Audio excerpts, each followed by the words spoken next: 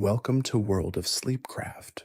Tonight we explore the complete story of the Ashbringer, one of the most legendary weapons ever forged on Azeroth, tracing its journey from a dark crystal pulled from the body of an orc warlock to the blade that helped bring down the Lich King himself.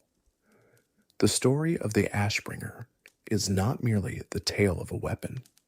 It is the story of fathers and sons, of faith tested beyond its limits, of corruption and purification, of tremendous sacrifices made in the name of the holy light.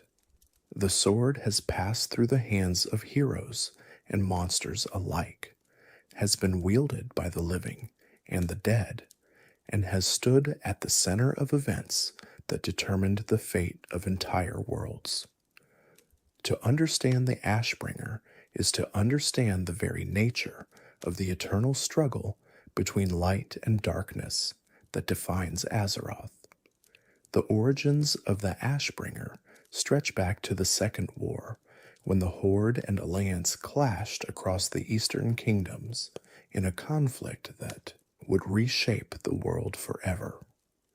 It was during the siege of Blackrock Spire that a paladin named Alexandros Mograine first encountered the artifact that would eventually become the legendary blade. The circumstances of this discovery were strange and portentous, setting into motion events that would echo through decades of history. Alexandros Mograine was already a figure of some renown during the Second War. He served as one of the High Lords of the Knights of the Silver Hand, the sacred order of paladins founded by Archbishop Alonsus Faol to combat the orcish horde. These warriors combined martial prowess with the power of the holy light, serving as beacons of hope for the Alliance forces during the darkest days of the conflict. Mograine had proven himself countless times on the battlefield, his courage and faith inspiring those who fought alongside him. The siege of Blackrock Spire was one of the most brutal engagements of the Second War. The massive fortress, carved into the heart of a volcano, served as a stronghold for the orcish forces. The Alliance assault was bloody and desperate, with both sides suffering tremendous casualties as the fighting raged through the fortress's countless levels and chambers. It was amid this chaos that Mograine made his fateful discovery. On the body of a dead orc warlock from Draenor, Mograine found a mysterious crystal unlike anything he had ever seen. The object was deeply unsettling, emanating an aura of pure shadow that seemed to drink in the light around it. The crystal was black beyond mere darkness, a living embodiment of shadow that pulsed with malevolent energy. Any sensible person would have destroyed such an object immediately, or at least reported it to the senior members of the Order.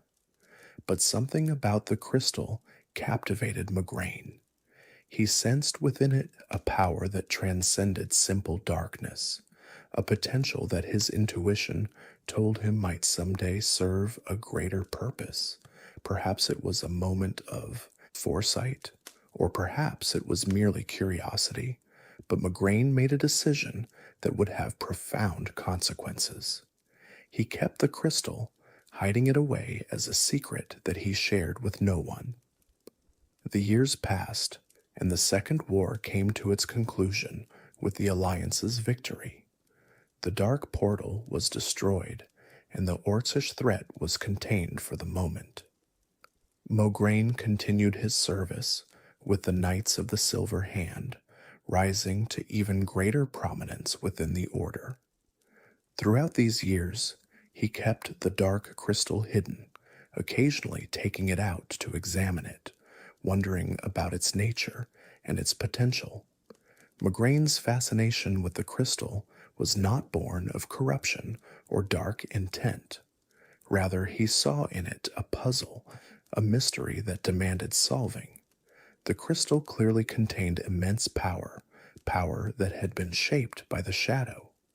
If the forces of light could somehow purify or transform that power, might it not become a weapon against the very darkness from which it came? The idea was speculative, perhaps even dangerous, but it lingered in Mograine's mind as the years went by. The crystal's origins remained unclear to Mograine. He knew only that it had belonged to an orc warlock, one of those practitioners of fell magic who had served the Horde during its invasion. What he did not know, and could not have known at the time, was that the crystal might be related to beings far older and more powerful than any orc warlock. Some scholars would later speculate that the crystal was connected to the Naru, those enigmatic beings of pure light who existed in cycles of brilliance and shadow. The Naru life cycle is one of the most mysterious phenomena in the cosmos. When a Naru's physical form is damaged, it enters a darkened state, becoming a creature of void and shadow. This state persists for many years, until the Naru slowly regenerates its connection to the light, eventually being reborn into its luminous form once more. If the crystal Mograine found was indeed related to a Naru in its darkened state, it would explain both its overwhelming shadow energy and its potential for transformation. But these were questions for later consideration. For now, the crystal remained hidden, and Mograine continued his duties as a paladin of the Silver Hand. The Alliance enjoyed a period of relative peace following the Second War, though the orcs remained a threat in their internment camps, and dark forces still lurked in the corners of the world. The Knights of the Silver Hand maintained their vigilance, unaware that a new and far more terrible enemy was preparing to emerge. The peace would not last forever. In the lands of Lordaeron, strange reports began to filter in from the northern regions. Tales of plague and pestilence, of villages found empty with their inhabitants vanished overnight, of shambling corpses seen walking the roads. The Cult of the Damned, a secret organization devoted to the Lich King, was spreading a plague that transformed the living into undead servants of the Scourge. This new threat was unlike anything the Alliance had faced before. The orcs had been savage warriors, but they were still living beings who could be reasoned with, who felt fear, who could be defeated through conventional means. The undead were something entirely different. They felt no pain, no fear, no mercy. They were relentless, tireless, and every soldier who fell to them rose again to join their ranks. The Scourge was an enemy that grew stronger with every battle. It was this emerging crisis that finally prompted Mograine to reveal his long-held secret. In the old Hillsbrad foothills, a gathering of the Silver Hand's leadership took place to discuss the Scourge threat. Among those present were some of the most respected figures in the Order. Commander Mograine himself, Arcanist Doan, Isillion, Tirion Fordring, Abendus, and Fairbanks. They met around a table in a quiet chamber, their faces grave as they discussed reports of the undead invasion spreading from Northrend. Mograine stood before his peers and produced the dark crystal he had carried for so many years. The reaction was immediate and visceral. The other paladins recoiled from the object, sensing its shadow energy and the wrongness that emanated from it. Some demanded to know why Mograine had kept such a thing, why he had not destroyed it or reported it immediately. The crystal seemed to pulse with malevolent life, a darkness that had no place in a gathering of holy warriors.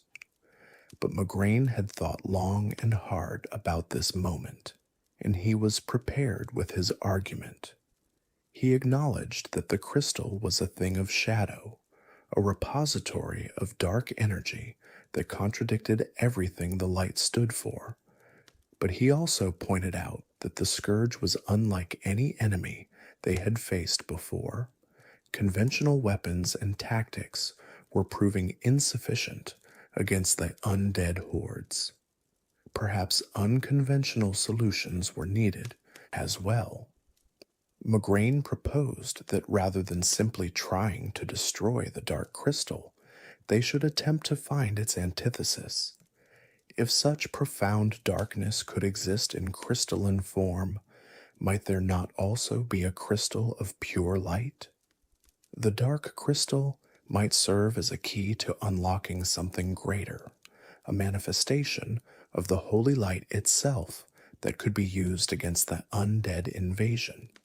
It was a bold suggestion, one that made some of those present uncomfortable. The debate that followed was intense. Some argued that Mograine's proposal was dangerous, that attempting to manipulate forces of such power could lead to disaster. Others pointed out that they were running out of options, that the scourge was spreading faster than they could contain it.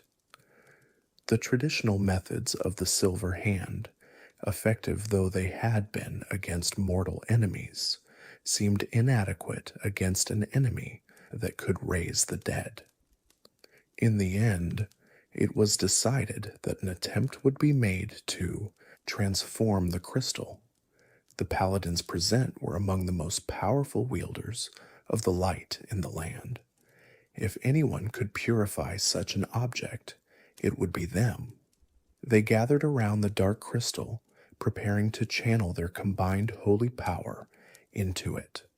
The goal was simple: destroy the darkness within and see what remained. What happened next exceeded everyone's expectations. As the holy energy struck the crystal, it did not shatter or dissolve as many had expected. Instead, the darkness within seemed to drink in the light, absorbing it like water flowing into a vessel.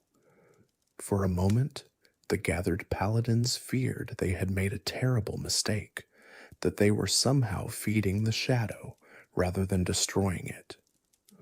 But then something remarkable occurred. The crystal began to change. The impenetrable blackness that had defined it started to shift, transforming before their eyes into something entirely different. Where shadow had been, light now blazed. The crystal that had been an embodiment of darkness became its perfect opposite, a manifestation of pure, holy energy. The transformation was complete and instantaneous, as if the crystal had been waiting all along for this moment. Even more miraculously, the holy energy radiating from the transformed crystal touched Mograine's hand and healed an old wound that had troubled him for years. His mangled fingers, injured in some long-ago battle and never properly healed, were restored to wholeness. The crystal had not merely absorbed the light, it had become a conduit for it, amplifying its healing properties beyond anything the paladins had witnessed. The implications were immediately clear to everyone present. This crystal of pure light could become the foundation for a weapon unlike any other, a blade that would not merely harm the undead, but utterly destroy them. The Ashbringer was not yet named, was not yet forged, but its concept was born in that moment. From this crystal, they would create the ultimate weapon against the scourge. The decision of who would forge such a weapon required little debate. There was only one craftsman in all the Alliance who possessed the skill and the resources for such a task: King Magni Bronzebeard of Ironforge. The Dwarven King was the greatest blacksmith of his generation, and the Great Anvil of Ironforge was the finest forge ever constructed. If anyone could transform this crystal into a weapon worthy of its power, it was Magni. The Great Anvil of Ironforge was not merely a tool, it was a sacred artifact in its own right. Legends held that it had been crafted in the earliest days of the dwarven civilization, imbued with properties that made weapons forged upon it exceptional beyond normal craft. The heat of the forge came from the volcanic heart of the mountain itself, providing temperatures that could melt any metal and shape any material. Over the millennia, legendary weapons had been created there, blades that had shaped the course of history. King Magni Bronzebeard was the undisputed master of this forge. He had learned the smith's craft from his father and his father's father, carrying on traditions that stretched back countless generations. His skill was renowned throughout the Alliance, and nobles from every kingdom had sought weapons from his hand. But Magni did not craft for gold or prestige. He crafted for purpose, and each weapon he made carried something of his soul within it. The dwarves of Ironforge held their king in the highest regard, not merely for his royal blood, but for his wisdom and his craft. Magni ruled with a steady hand, guiding his people through the tumultuous years following the Second War. He had watched from a distance as the scourge spread through Lord Aeron, knowing that eventually this threat would reach even the mountain kingdoms. A weapon that could turn the tide against the undead would be a gift beyond measure. Under the command of Sidon Dathrohan, Mograine, and Fairbanks were dispatched to Ironforge to make the request. The journey was lengthy but uneventful, the two paladins traveling south through lands that had not yet felt the scourge's touch. They carried the transformed crystal carefully, aware that they bore something of immense importance, something that could change the course of the coming war. Ironforge was a marvel of dwarven engineering, a city carved into the heart of a mountain and built around a forge of such heat that it could melt any metal known to exist. The Great Anvil itself was said to have been crafted in ages past, imbued with properties that made it uniquely suited for creating weapons of power. Here, legendary artifacts had been forged. Here, the hopes of the Alliance would take physical form. King Magni Bronzebeard received the delegation from the Silver Hand with grave courtesy.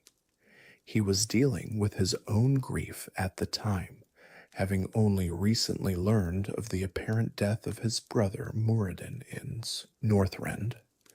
The reports claimed that Muradin had been killed during Prince Arthas's expedition to find the cursed runeblade Frostmourne. The loss weighed heavily on Magni, filling him with a desire for vengeance against the undead who had seemingly claimed his brother's life. When Mograine explained their request and showed Magni the crystal of pure light, the Dwarven King's eyes widened with recognition of its power. He agreed immediately to forge the weapon, seeing in this task an opportunity to strike back against the scourge that had taken Muradin. The blade would be more than just a weapon. It would be an instrument of vengeance, a monument to his fallen brother. Magni began his work at the Great Anvil, a task that would take 3 days and 3 nights of continuous labor. The Dwarven King had never taken much stock in the old belief that master blacksmiths could impart emotions into the weapons they created.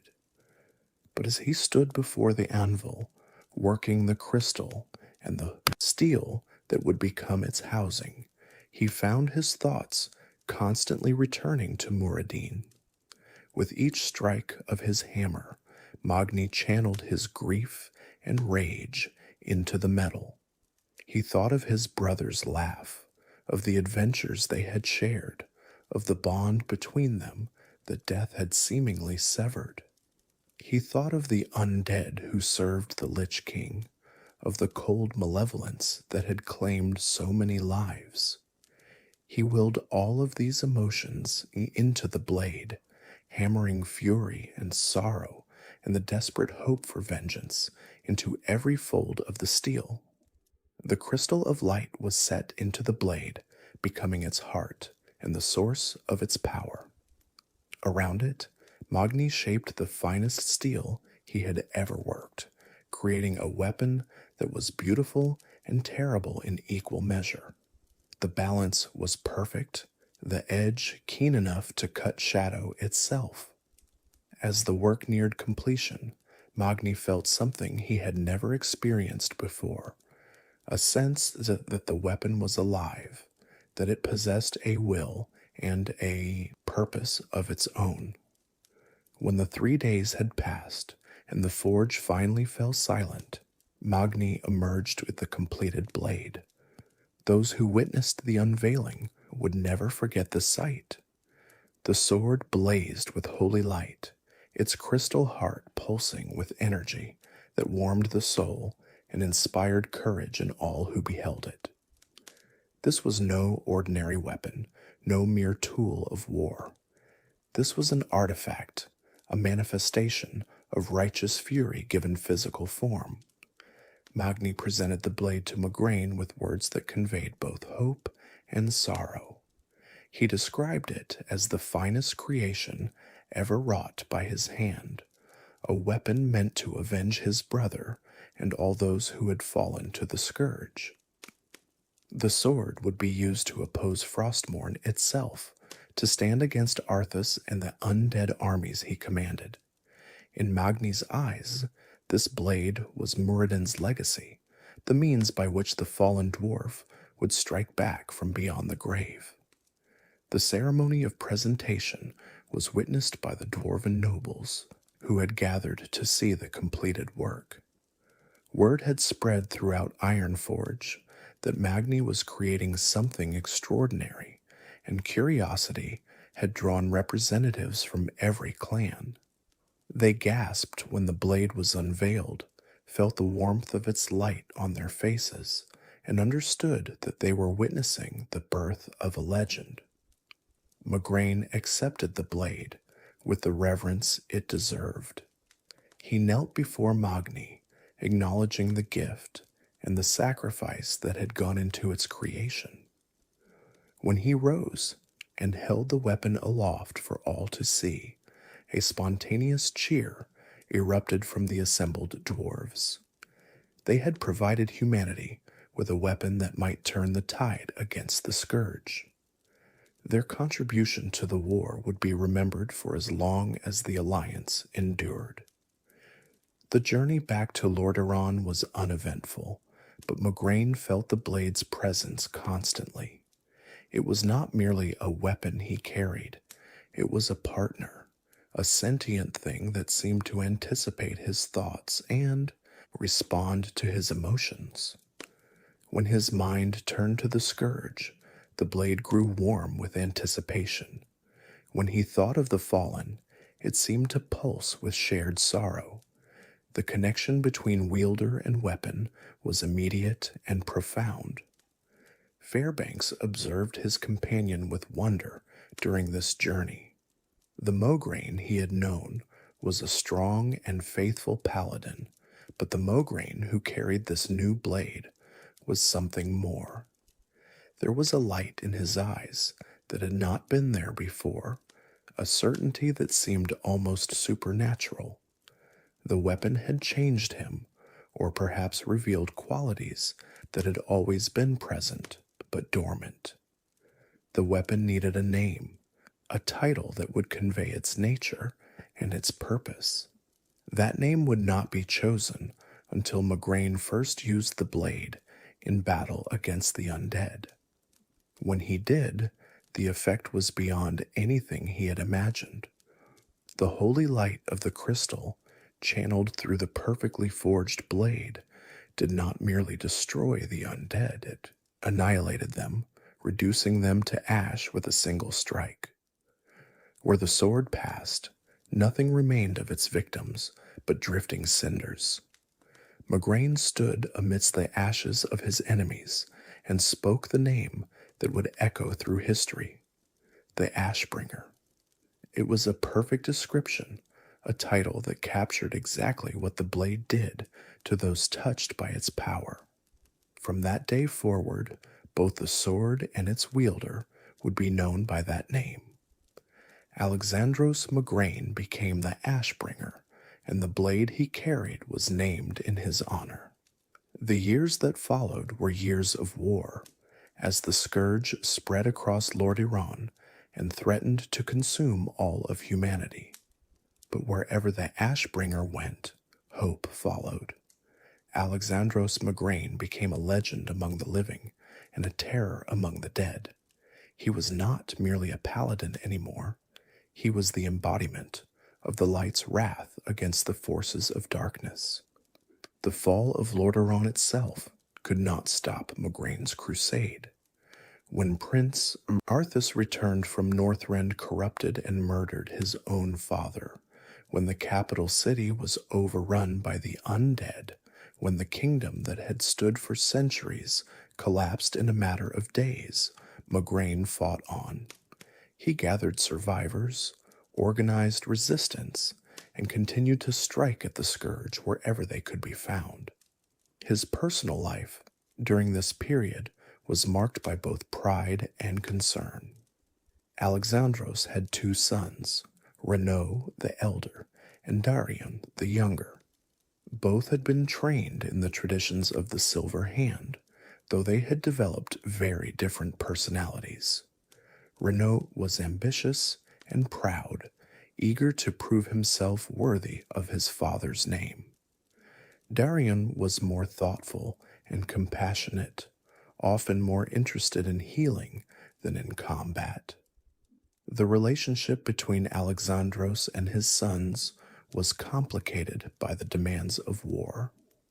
The elder Mograine was constantly called away to battle, leaving his children in the care of others for extended periods. When he was present, he devoted himself to their training, pushing them to excel in both combat and faith.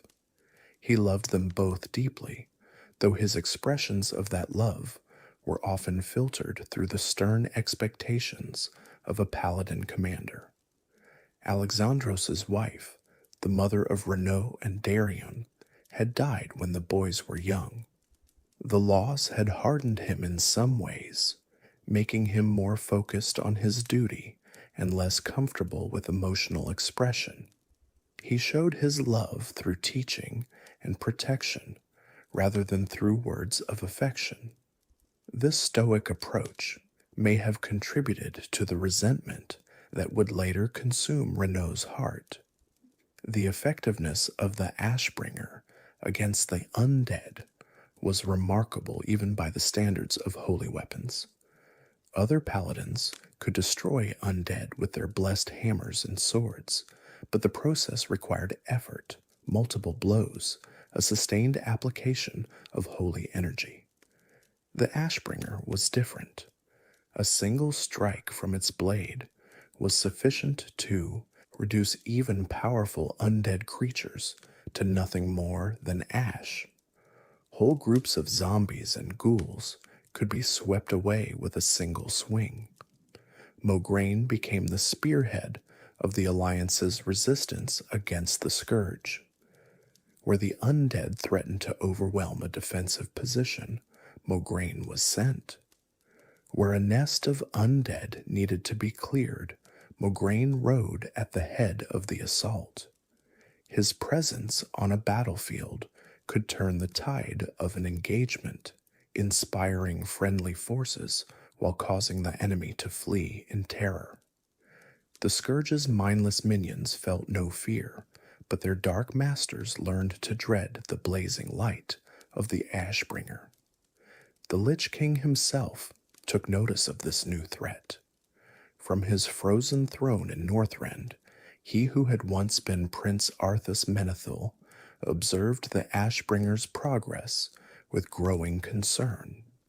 Here was a weapon that could actually challenge his dominion, a blade capable of destroying his servants faster than he could create them. The necromancers and death knights who served him reported tales of entire armies reduced to ash by a single paladin. Kel'Thuzad, the Lich who served as one of the Lich King's most powerful lieutenants, was particularly concerned by Mograine's effectiveness.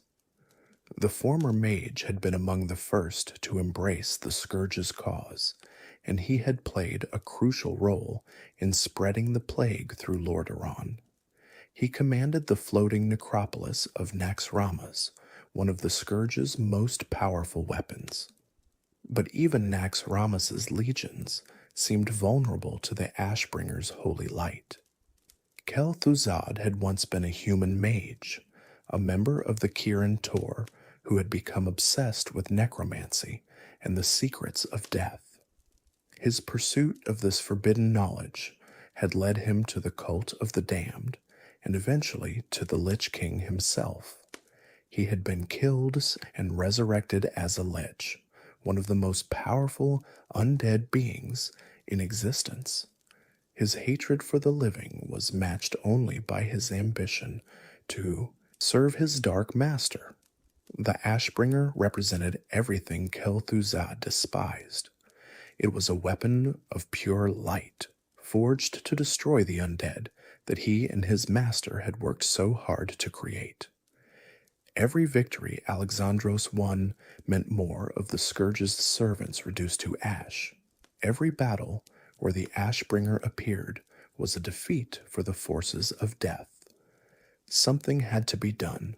Naxxramas itself was a floating fortress of bone and darkness, held aloft by necromantic magic and filled with horrors that defied description.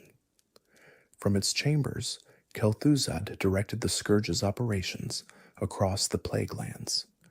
He commanded armies of ghouls and zombies, created abominations from the corpses of the fallen, and raised death knights to lead his forces. But none of this seemed sufficient to counter the threat that Mograine posed. The Lich spent many hours contemplating the problem. Direct assault had failed. Mograine was too skilled and his weapon too powerful. Magical attack was unlikely to succeed.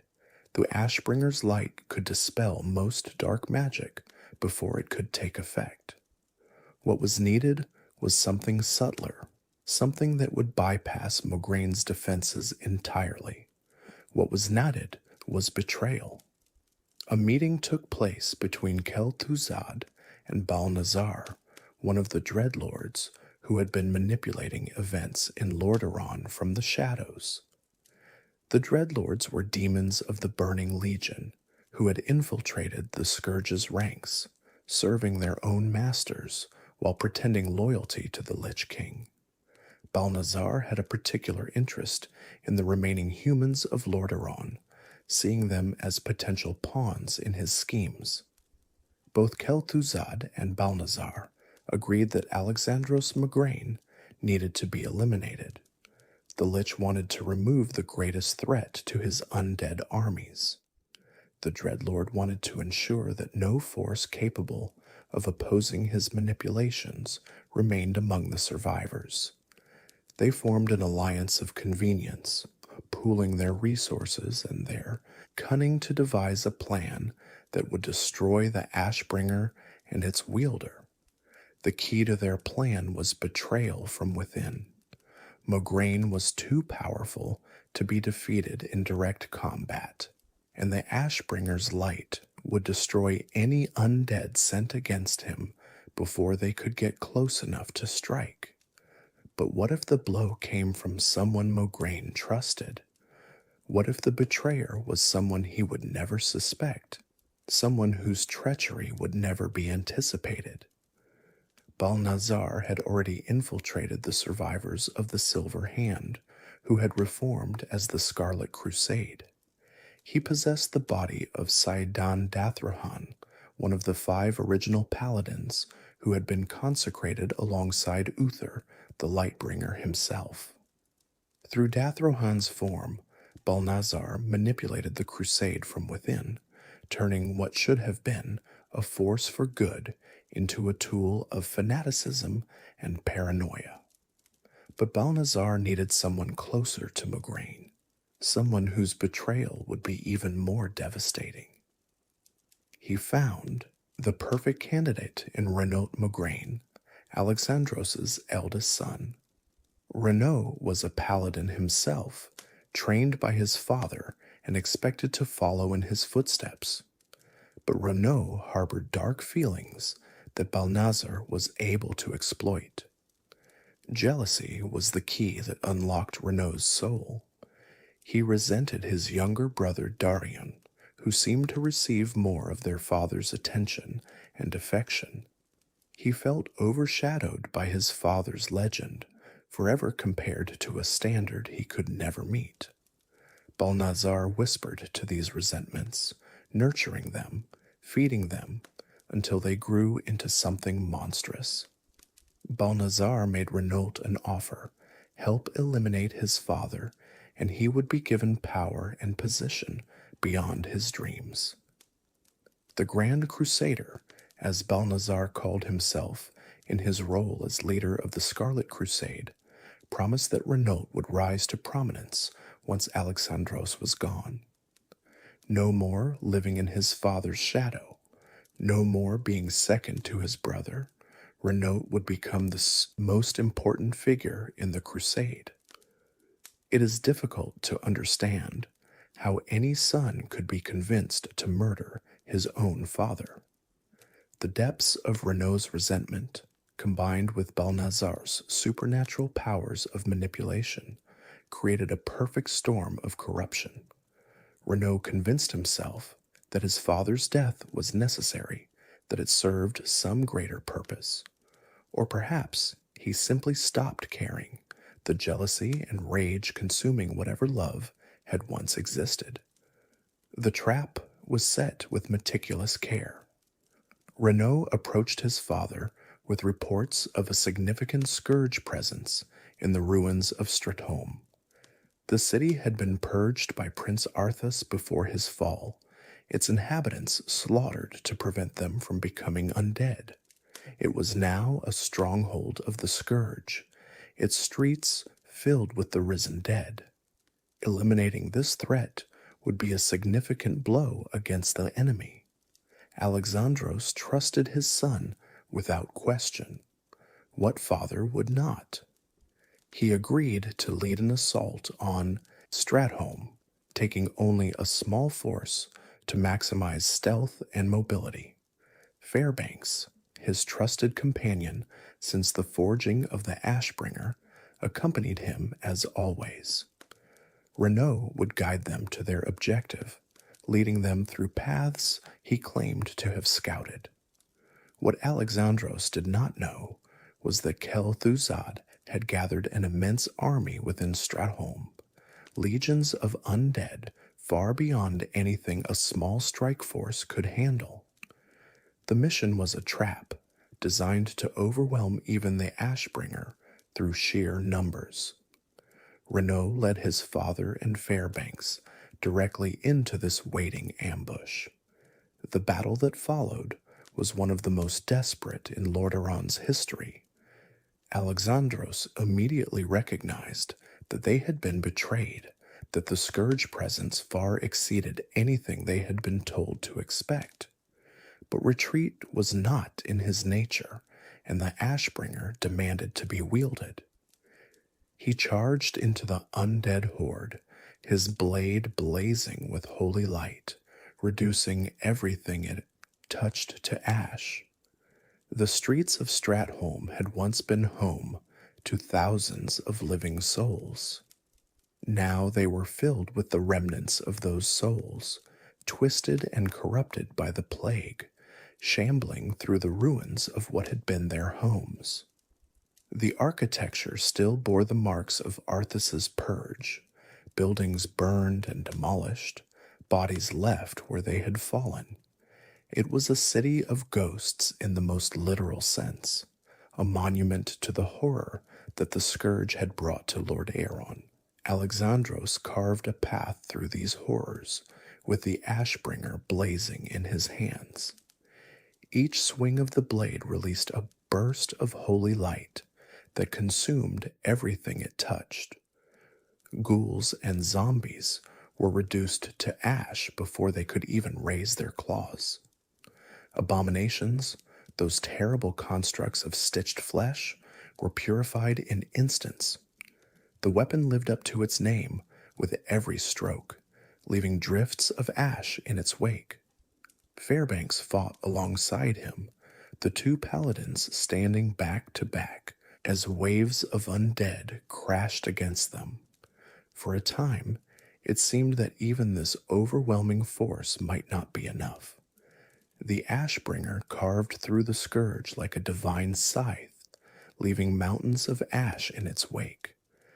Alexandros was a whirlwind of holy destruction, his movements so fast that the eye could barely follow them.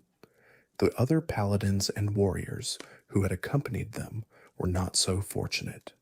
One by one, they fell to the endless tide of undead, their bodies dragged away to be raised as enemies. Fairbanks heard their screams as they were overwhelmed, felt each death as a blow to his own spirit. But he could not stop to help them. The press of enemies was too great, the need for constant vigilance too pressing. Hours passed, though time had little meaning in that infernal battle. The ash piled so high around Alexandros that it became difficult to move. His arms ached from the constant swinging. His legs burned from the endless pivoting and charging that sustained him beyond normal human limits. But even faith has its boundaries. Every mortal has a breaking point. But even the mightiest warrior cannot fight forever. The undead felt no fatigue, knew no fear, and cared nothing for their losses. They simply kept coming, wave after wave, an endless tide of rotting flesh and grasping claws. Fairbanks was eventually overwhelmed, buried beneath a pile of corpses, and left for dead. Alexandros fought on alone, but his strength was fading. Throughout this battle, Renaud hid. He watched from the shadows as his father performed feats of valor that would become legendary, waited while Alexandros smote thousands of the undead, bided his time until the moment he had been promised would come. His father's exhaustion was the signal he had been waiting for. At last, Alexandros' strength failed him. His arm grew too heavy to lift, his legs too weak to support him. The Ashbringer fell from his grasp, clattering against the cobblestones of Stratholme's ruined streets. The undead surged forward, sensing their prey's vulnerability. This was the moment when Renaud emerged from hiding. He approached his father with the Ashbringer in his hands. Alexandros looked up at his son, perhaps not understanding at first what was happening. The confusion in his eyes turned to horror as Renaud raised the blade. The last thing Alexandros Mograine saw was his own weapon, wielded by his own son, descending toward him. Renaud drove the Ashbringer through his father's chest, and in that moment of ultimate betrayal, the blade's nature was fundamentally altered. The light that had blazed so brilliantly dimmed and flickered. The crystal heart that had been purified through holy power darkened once more. The Ashbringer, forged to be a weapon against evil, had been used for the most evil of purposes. It became the corrupted Ashbringer, its holy essence twisted by patricide. Alexandros died there, on the streets of Stratholme, murdered by his own son with the weapon he had carried into countless battles. His soul, rather than departing to whatever afterlife awaited him, was drawn into the corrupted blade. The Ashbringer had consumed him, trapping his essence within its now darkened heart. This was not what Renaud had intended, but it was the consequence of using such a powerful holy weapon for such an unholy act. Kel'Thuzad arrived shortly after to claim his prize. The Lich was pleased with how events had unfolded, even more pleased than he had expected. Not only was Alexandros dead, but the weapon that had threatened the Scourge was now corrupted. And better still, the soul trapped within the blade could be put to use. Kel'Thuzad performed the rituals of dark resurrection, raising Alexandros Mograine as a Death Knight. The irony was exquisite and terrible. The greatest champion of the light, the hero who had reduced countless undead to ash, was now one of the undead himself. Alexandros rose as a Death Knight, in service to the Scourge, his corrupted blade once again in his grip. But now it served darkness rather than light, its holy fire replaced by shadow and death. Alexandros became one of the 4 horsemen of Naxxramas, the elite Death Knights who served as Kel'Thuzad's personal guard. The floating necropolis was his new home, its corridors of bone and decay his kingdom. Whatever remained of the man he had been was buried beneath layers of undeath and Lich King's control. The Ashbringer had fallen in every sense of the word. Renaud, meanwhile, received his reward. Balnazar elevated him to the position of commander of the Scarlet Monastery, giving him authority over one of the Crusade's most important strongholds. He had traded his father's life for power, and power he received. But the guilt of what he had done never entirely left him, manifesting as paranoia and cruelty that he directed at those under his command.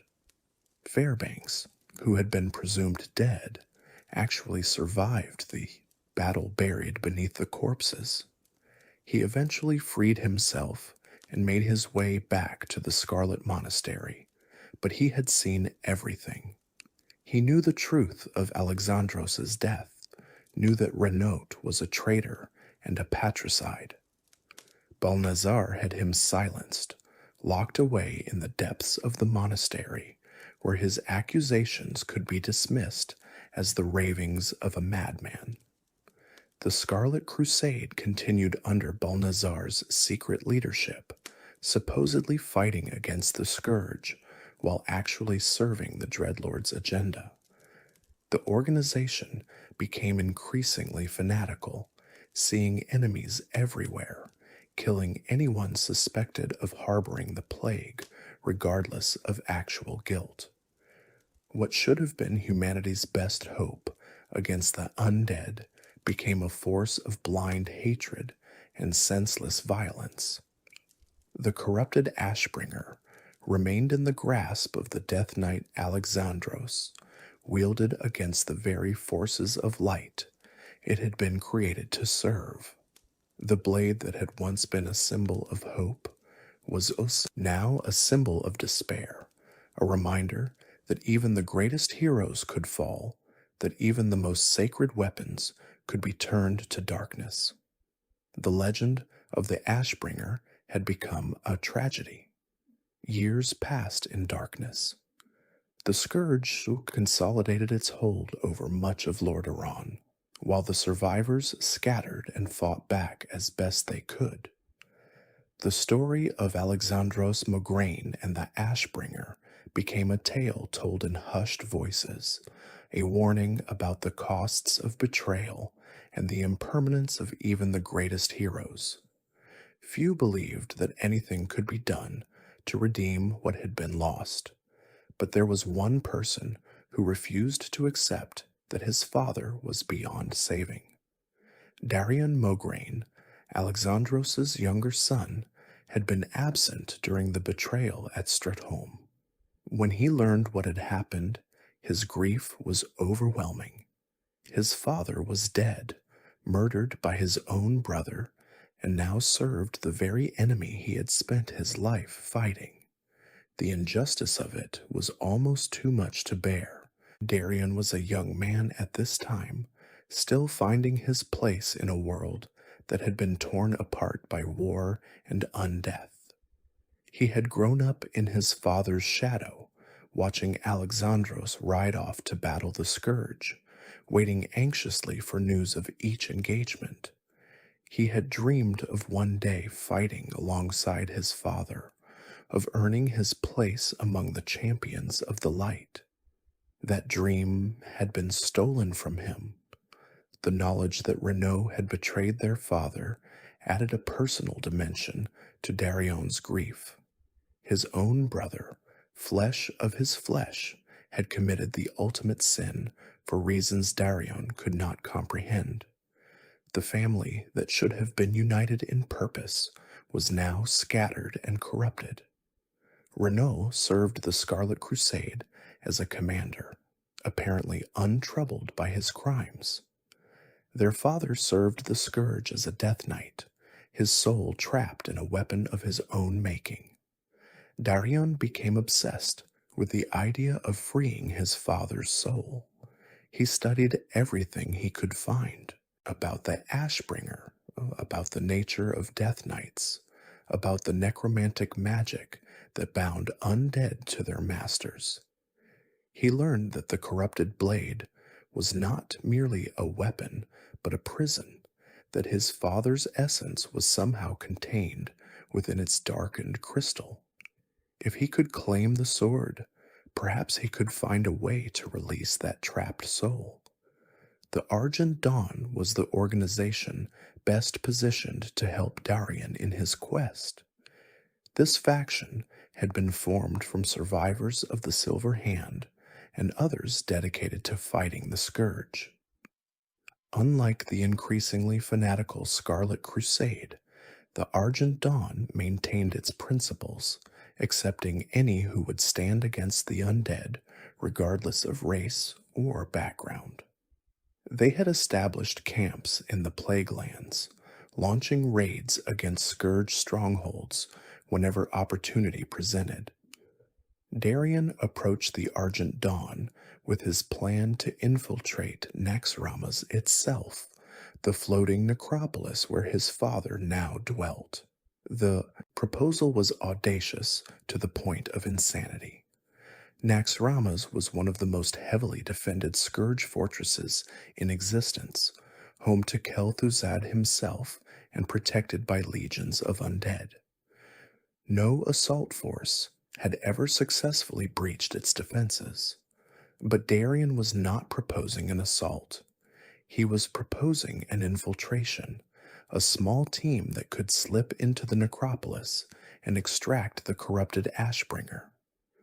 The success of such a mission would require incredible stealth, precise intelligence, and no small amount of luck. It was a desperate plan, but desperation was all they had. A small band of volunteers agreed to accompany Darion on his mission. These were warriors of the Argent Dawn who had lost their own loved ones to the Scourge, who understood the drive that compelled Darion to attempt the impossible. Among them was a mysterious mage known as Castilian, whose origins and motivations remained unclear, but whose magical abilities were undeniable. The team assembled, for the mission was small but capable. Each member had been chosen for specific skills that would be needed in the depths of Naxxramas. There were warriors to face whatever combat became unavoidable, healers to tend wounds that would inevitably be suffered, and specialists in stealth who could guide the party through the necropolis's many dangers. Castilian was perhaps the most enigmatic member of the group. He spoke little of his past, deflecting questions with vague answers and mysterious smiles. But his magical power was obvious to anyone who witnessed it. He could render the party invisible for short periods, could silence their movements, could create distractions that drew attention away from their true location. Without his abilities, the mission would have been even more impossible than it already was. The party gathered at an Argent Dawn outpost on the border of the Plague Lands, preparing for what all knew might be their final adventure. They checked their equipment, said their prayers, and shared quiet conversations about what they hoped to accomplish.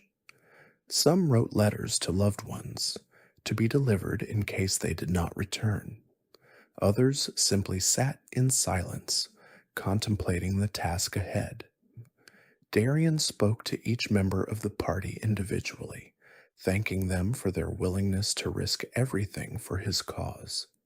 He knew that he was asking them to die for his father's soul, and the weight of that responsibility was heavy on his shoulders. These were good people, brave people, who deserved better than to perish in the halls of a scourge stronghold. But they had chosen this path willingly, and he would honor their sacrifice by seeing the mission through. The infiltration of Naxxramas was a nightmare journey that few would survive.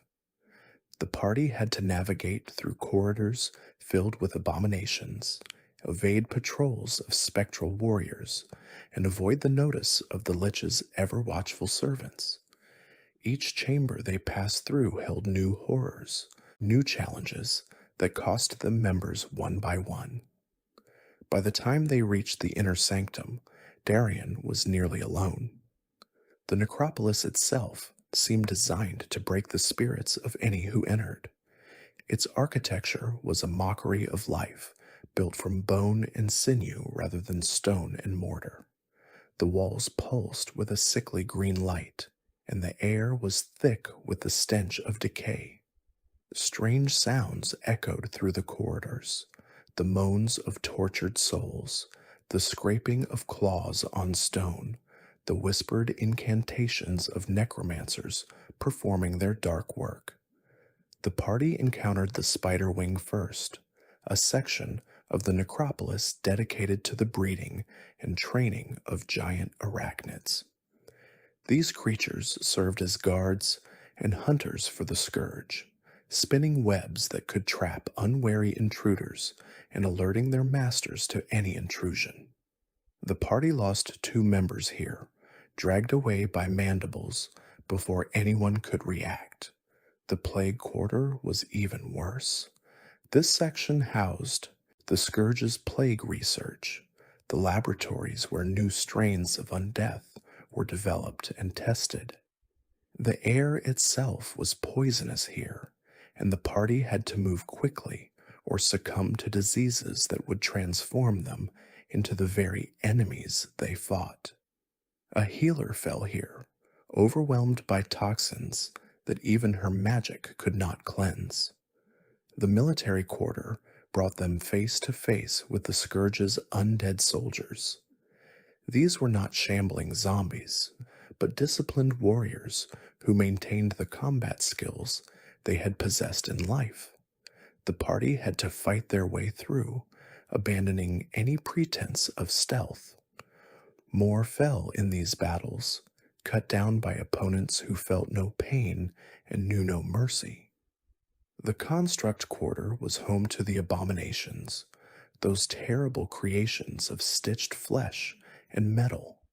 These monsters were stronger than any natural creature, immune to pain and driven by a mindless hunger for destruction. The party barely survived this section, losing their last warrior to the grasping hands of a hulking monstrosity. By the time they reached the inner sanctum, only Darion, Castilian, and one other survivor remained. They had fought through horrors beyond description, had watched their companions fall one by one, had pushed themselves beyond any reasonable limit of endurance, but they had arrived at their destination. The four horsemen awaited. The four horsemen awaited them in the heart of Naxxramas. These elite death knights served as Kel'Thuzad's personal guard, each one a champion who had been corrupted and raised to serve the scourge. Among them was Alexandros Mograine, the corrupted Ashbringer clutched in his undead grip. Father and son faced each other across the chamber, separated by death and dark magic. Darion called out to his father, pleading with whatever remained of Alexandros within the Death Knight's form. He spoke of memories they had shared, of the love that had once bound their family together. He begged his father to remember who he had been, to fight against the control that held him in slavery. But the Death Knight showed no recognition, no sign that anything of the man he had been remained. The battle that followed was brutal and heartbreaking. Darion was forced to fight against his own father, to raise his weapon against the man who had raised him. The corrupted Ashbringer was terrible in its power, each strike carrying the weight of shadow and death. But Darion was driven by love and desperation, and these proved stronger than any dark magic. The other horsemen joined the battle, pressing in from all sides. Castellion fell attempting to hold them back, his magic finally spent after the long journey through the necropolis. The last survivor fell moments later, cut down by a Death Knight's rune blade. Darion was alone against four of the Scourge's most powerful servants. But something strange was happening. As Darion fought, he noticed his father's movements becoming slower, more hesitant. The corrupted Ashbringer's strikes, which should have been instantly lethal, seemed to pull at the last moment. Was there something of Alexandros still in there, fighting against the control that bound him? Was the blade itself resisting its own use against its creator's son? Darion called out to his father again, not with pleading now, but with memory. He spoke of the summers they had spent together, of the lessons Alexandros had taught him, of the pride in his father's eyes when Darion had first manifested a connection to the light. He spoke of his mother, of how Alexandros had wept at her funeral, of the quiet strength he had shown in the aftermath of her death. The Death Knight's movements faltered. For just a moment, something like recognition flickered in those dead eyes. It was enough. Darion pressed his attack, finding openings that should not have existed, landing blows that somehow bypassed the Death Knight's defenses. The other horsemen pressed closer, but Alexandros's body blocked their approach, as if some part of him was still protecting his son. In the end, Darion struck down his father. Alexandros fell before his son, the corrupted Ashbringer clattering from his grip. But even in death, the Death Knight showed no sign of the man he had been. The soul within the blade remained trapped, still beyond Darion's reach. He had come all this way, lost his companions, killed his own father, and achieved nothing, or so it seemed. As Darion knelt over his father's body, the corrupted Ashbringer began to speak to him. The voice was not his father's, or not entirely. It was a whisper from the blade itself, a communication from whatever consciousness resided within its darkened heart. The sword told Darion to take it, to carry it away from this place of death. It promised answers, guidance to a place where the truth could be found. Darion took up the corrupted Ashbringer, feeling its cold weight in his hands. The blade seemed to pulse, with awareness, directing his steps as he fled from Naxxramas. The necropolis's defenses did not stop him, as if the sword's presence created a path through the undead ranks. He emerged from that fortress of death, carrying the weapon that had been his father's, following a voice that promised resolution. The sword led him to the Scarlet Monastery, the very stronghold where his brother Renaud served as commander.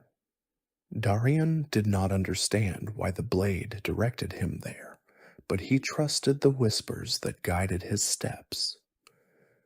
Perhaps there was a power within the monastery that could help him free his father's soul.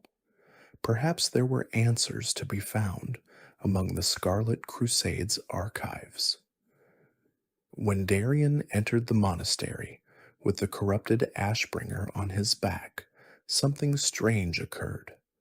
The Scarlet Crusaders, who should have attacked him as an intruder, instead treated him with reverence. They faced him and knelt as he passed, recognizing the blade he carried as something sacred. The sword's presence seemed to overwhelm their fanaticism, commanding their respect regardless of who bore it. Renaud was waiting in the cathedral.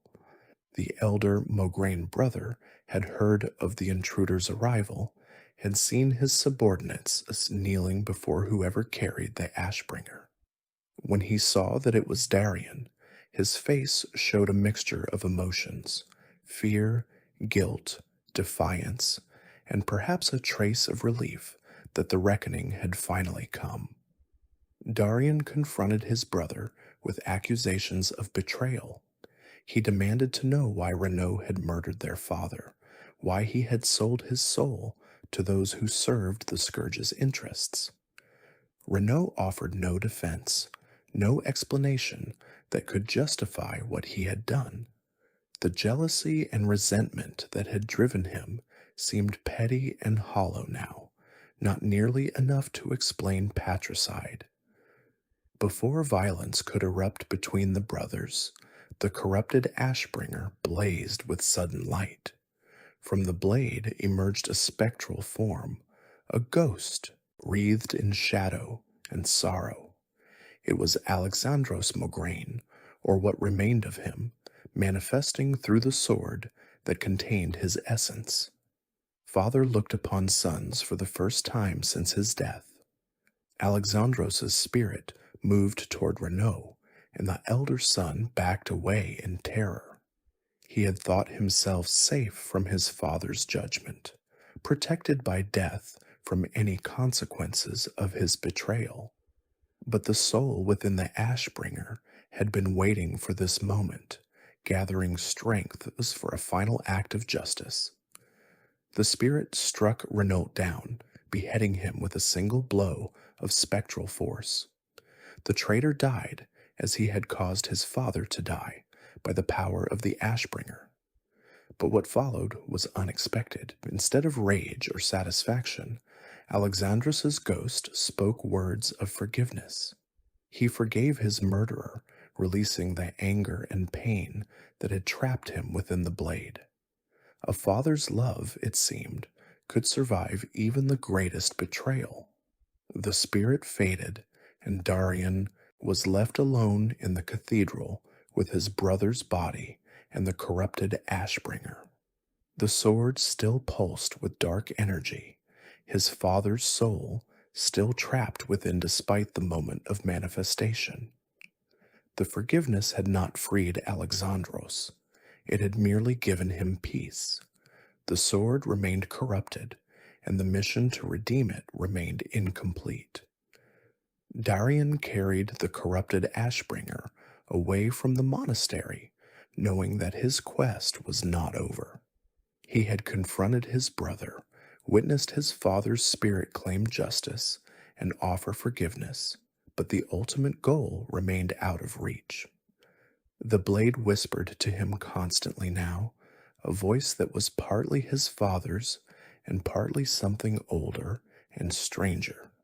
It spoke of Light's Hope Chapel, of the sacred ground where thousands of holy warriors lay buried, of a power that might finally break the curse.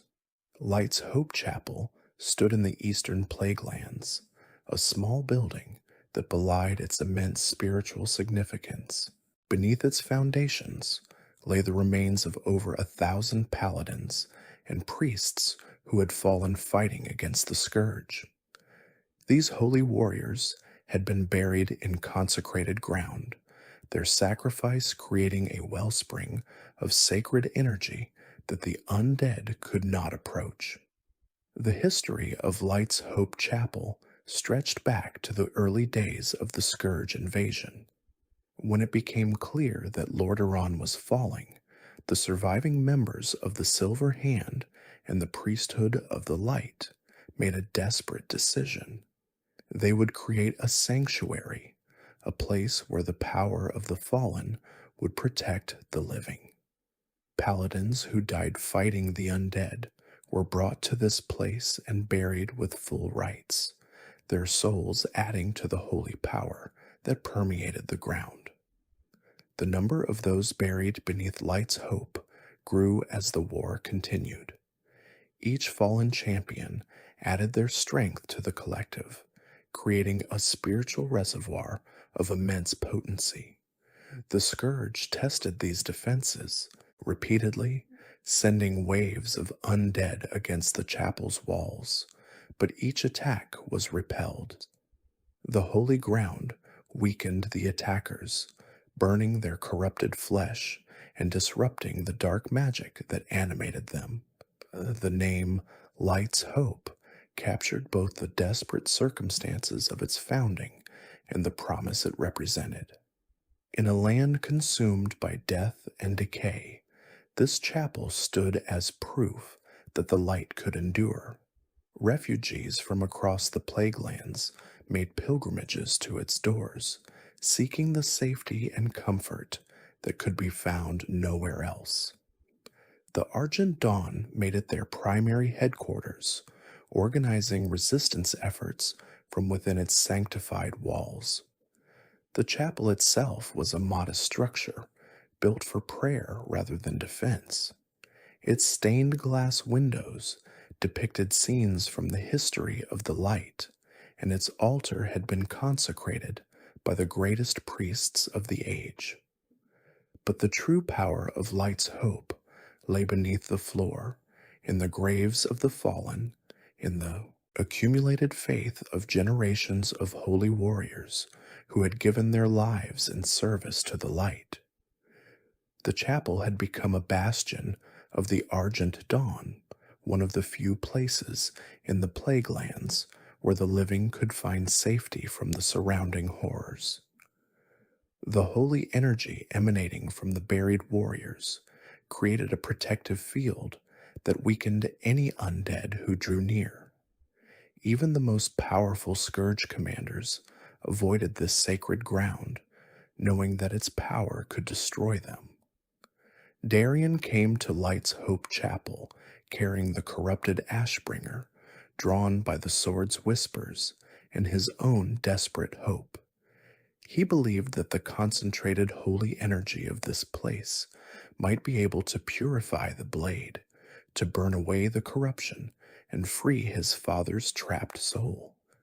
It was his last chance, the final option available to him after so many failures. The Scourge had been watching Darion's movements, and they chose this moment to strike. A massive army of undead descended upon Light's Hope Chapel, led by Death Knights and Necromancers, determined to crush this last refuge of resistance. The timing was not coincidental. The dark powers behind the Scourge had sensed what Darion intended and moved to prevent it. The defenders of Light's Hope Chapel rallied to meet this assault. Argent Dawn warriors, paladins, priests, and soldiers of various backgrounds stood together against the undead tide. They knew they were outnumbered, knew that the Scourge army was far larger than anything they could defeat in conventional battle. But they also knew that they stood on holy ground, that the power of the buried champions fought alongside them. Darion stood at the forefront of the defense, the corrupted Ashbringer blazing with dark fire in his hands. He had become skilled in the blade's use, despite its corruption, channeling its twisted power against the very undead it had once been created to destroy. Each swing of the sword cut down enemies, but each victory brought him no closer to his goal. The battle raged through day and night. The defenders of Light's Hope fell one by one, their bodies adding to the sacred ground they protected.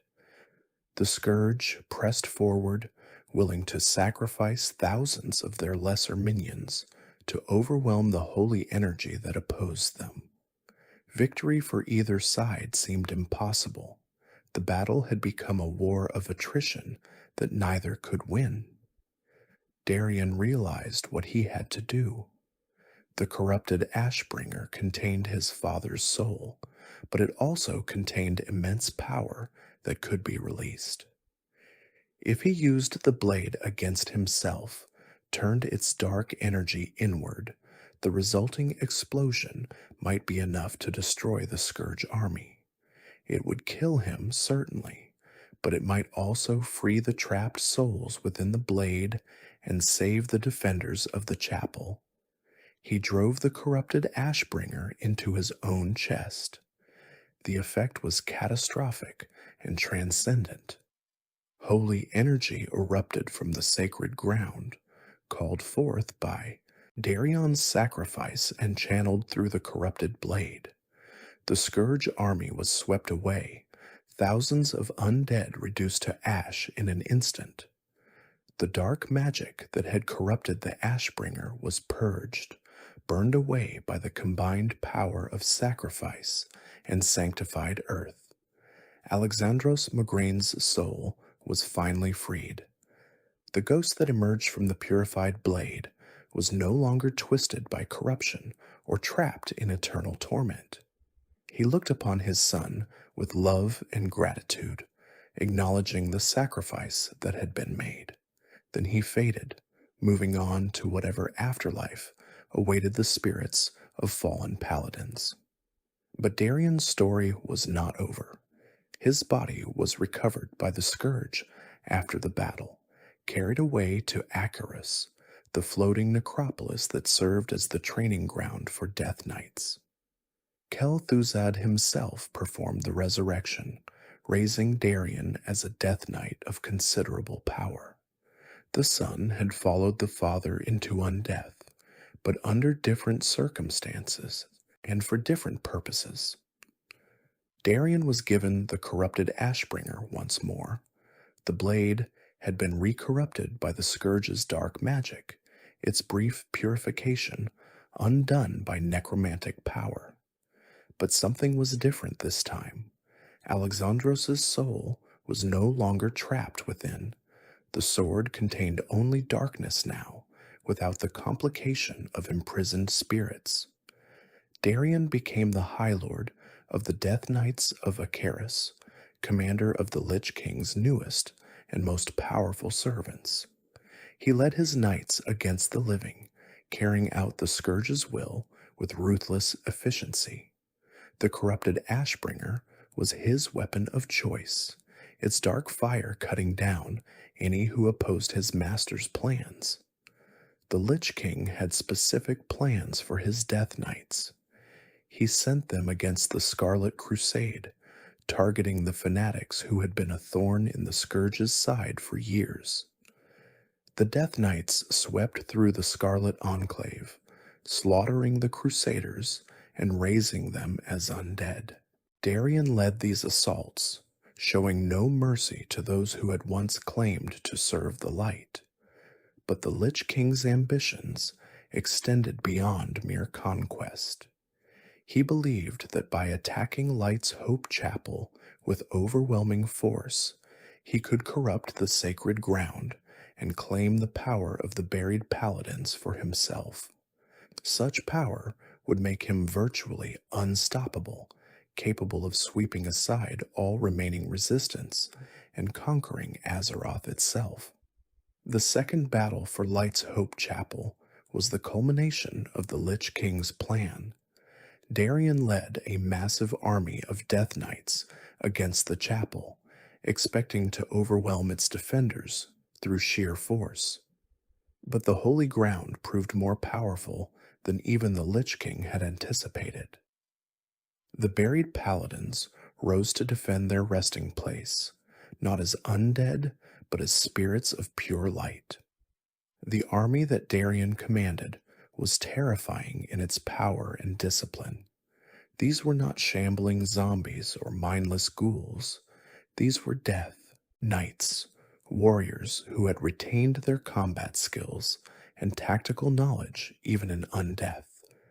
They wore armor that had been forged in the fires of Acheris, wielded weapons infused with dark magic, and moved with a purpose that made them far more dangerous than any ordinary undead.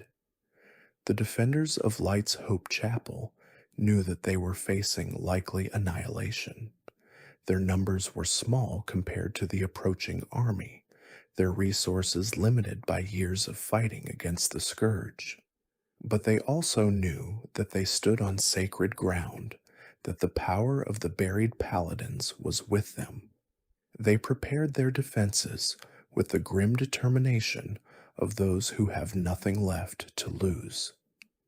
The battle began at dawn, with the Death Knight army advancing across the Plaguelands toward the chapel. The defenders met them with arrows and spells, trying to thin the enemy ranks before they reached the walls. But the Death Knights were too strong, too well protected by their armor and their dark magic. They shrugged off wounds that would have killed ordinary soldiers and pressed forward relentlessly. The fighting at the walls was brutal. Death Knights clashed with paladins in duels that seemed to shake the very earth. Holy light met unholy darkness in explosions of energy that left craters in the ground. Defenders fell and were raised again by the Scourge's necromancers, forced to fight against their former allies. The tide of battle seemed to favor the attackers. But then something miraculous occurred. The sacred ground beneath the chapel began to respond to the violence being done upon it. Golden light seeped up from the earth, surrounding the defenders and weakening the attackers.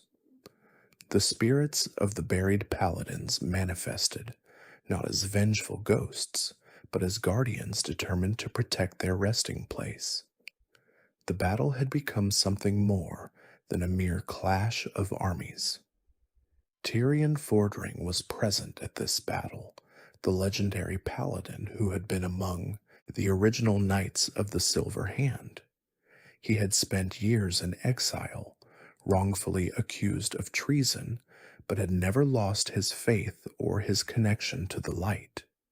He had come to Light's Hope Chapel to make a final stand against the Scourge, knowing that it might be his last battle. The Lich King himself appeared on the battlefield, his power manifested through the Death Knights he commanded.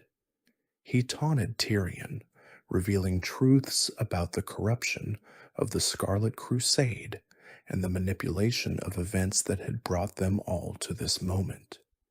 He seemed confident of victory, assured that nothing could stop him from claiming the power of the holy ground. But something unexpected happened. As the battle reached its climax, Tirion Mograine experienced a moment of clarity. The holy energy of the chapel, the presence of so many righteous spirits, broke through the Lich King's control. He remembered who he was, what he had sacrificed, what his father had stood for. In that moment, he made a choice that would change everything. Darion threw the corrupted Ashbringer to Tirion Fordring. The moment the blade touched Tyrion's hands, it was purified. His unwavering faith, his connection to the light, his years of suffering and perseverance, all combined to burn away the corruption that had tainted the weapon. The Ashbringer blazed with holy fire once more, its crystal heart shining with the same brilliant light that had been present at its forging. The Lich King fled before the purified blade, knowing that its power could harm even him. His plan had failed. The holy ground remained unconquered, and the Ashbringer was now in the hands of one of the most faithful paladins in existence. The Death Knights who had been under his control found themselves freed from his dominion, able to choose their own paths for the first time since their resurrection.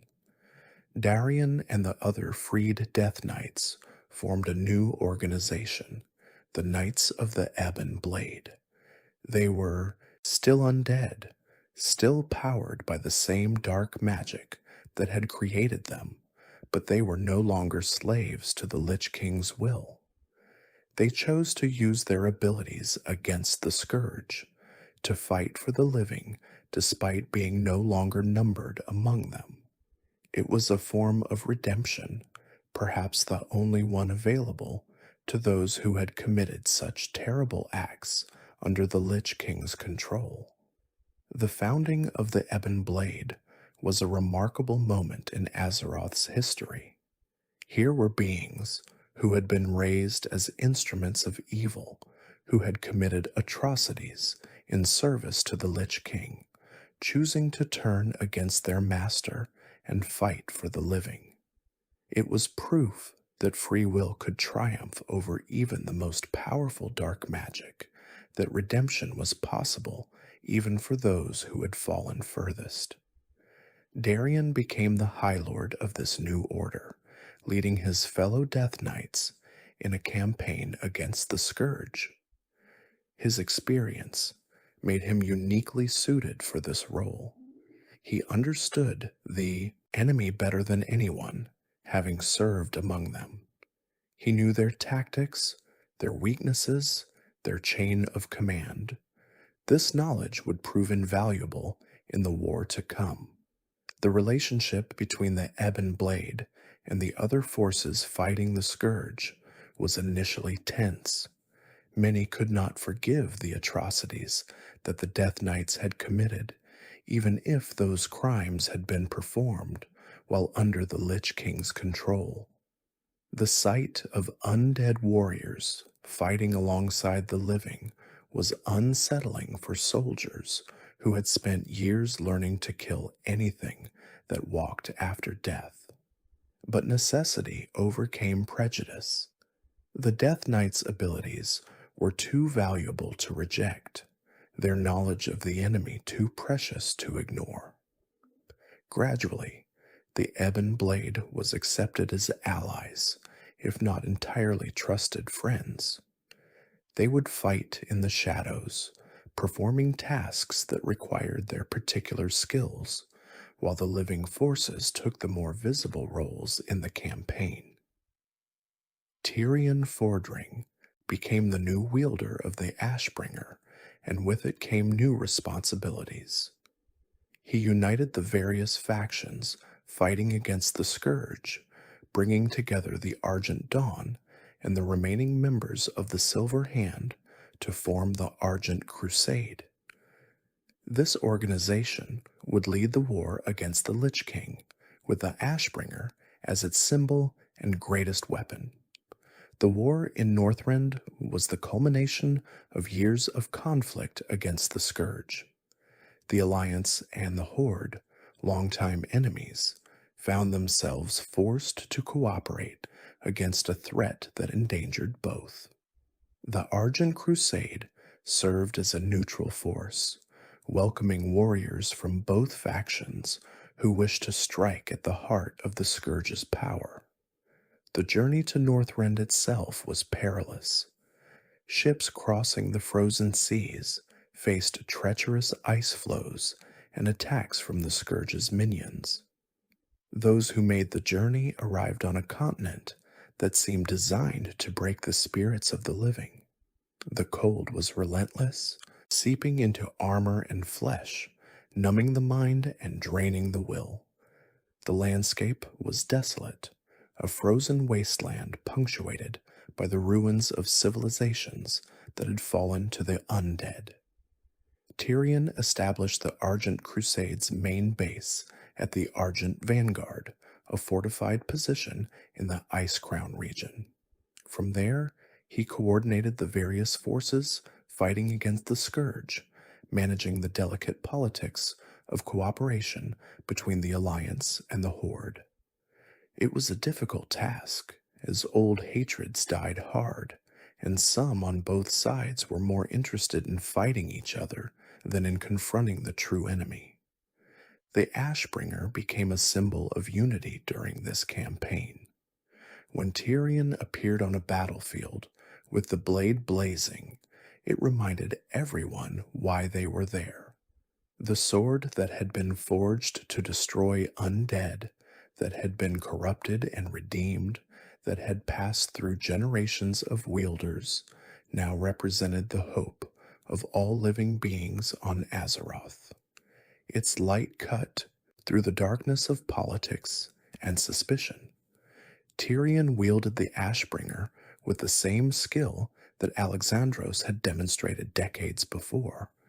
The blade seemed to have chosen him, recognizing in him the same qualities that had made its first wielder legendary. His faith was unshakable, his courage absolute, and his commitment to the light's principles never wavered despite the horrors he witnessed. The Argent Crusade established a tournament in Icecrown, a competition designed to find the greatest champions who would participate in the assault on Icecrown Citadel. Warriors from across Azeroth came to test their skills, jousting and dueling in combat that honored the traditions of the Silver Hand. The tournament served both as training and as a way to identify those worthy of facing the Lich King himself. The Argent tournament was held on sacred ground that had been consecrated despite being in the heart of enemy territory. Tents and pavilions sprang up on the frozen earth, their colors bright against the endless white of Icecrown. Banners of the Alliance and the Horde flew side by side with those of the Argent Crusade, a visual representation of the unity that Tirion sought to foster. The competitions were fierce, but honorable. Knights jousted on armored horses, their lances shattering against shields as they passed. Warriors dueled with blunted weapons, testing skill and reflexes in combat that stopped short of death. Mages demonstrated their command of arcane energies, while priests and paladins showed the power of their faith. Each contest served to identify those whose abilities exceeded the ordinary. Tirion presided over the tournament with the Ashbringer at his side. The blade's presence added weight to every ceremony, every proclamation. When he blessed the victors of each contest, the blade seemed to glow brighter, as if acknowledging their worthiness. When he spoke of the coming assault on Icecrown Citadel, its light dimmed slightly, as if aware of the darkness they would face. The champions who emerged from the tournament were a diverse group, drawn from every faction and every class. They had proven themselves not just in combat, but in the ability to work with allies from different backgrounds. This would be essential in the assault to come, where cooperation between longtime rivals would mean the difference between victory and annihilation. The assault on Icecrown Citadel was the largest military operation in Azeroth's history. Warriors from both the Alliance and the Horde fought their way through the fortress's defenses, confronting the Scourge's most powerful servants. They faced horrors beyond imagining, plague scientists who had created monstrosities of flesh and metal, vampire lords who commanded legions of the blood-cursed, necromancers who raised the fallen to fight against their former allies. Tirion led from the front, the Ashbringer blazing a path through enemies that others could not have faced. The blade's holy fire was devastating against the undead, returning them to death more quickly than any other weapon could.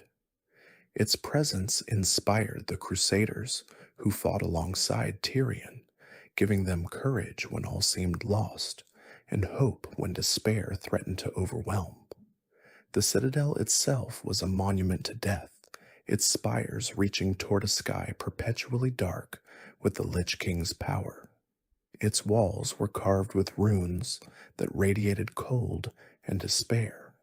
Each level presented new horrors, plague laboratories where Professor Putricide created his monstrosities, the blood-soaked halls where the Sun-Lane vampire lords held court, the frozen wings where the frostworm Sindragosa waited. Every chamber required its own strategy, its own sacrifices. The champions could not simply charge through. They had to think, to plan, to exploit weaknesses that the enemy tried to hide. The Lich King had built his citadel to be a gauntlet, a test of strength and will that would break any force that dared to challenge him. He had underestimated the determination of those who opposed him. The Ashbringer proved essential at many of these encounters. When the Sun-Lane tried to charm the champions into fighting each other, its holy light burned away the vampiric magic. When the plague experiments threatened to overwhelm the assault with waves of undead, its fire reduced them to ash before they could reach the front lines.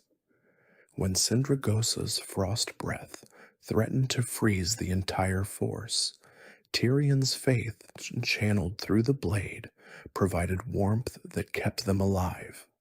But it was not just the blade's power that mattered. It was what the blade represented. The Ashbringer had been forged to oppose exactly this kind of evil, had been carried by heroes who had dedicated their lives to fighting the undead. Its presence reminded the champions why they were there, what they were fighting for. It was a symbol of everything they hoped to protect. The journey through Ice-Crowned Citadel was measured in blood and sacrifice. Champions fell at every level, their bodies sometimes rising as servants of the scourge that others had to strike down. The citadel seemed designed to break the spirits of those who invaded it, to fill them with such horror that they would abandon the assault.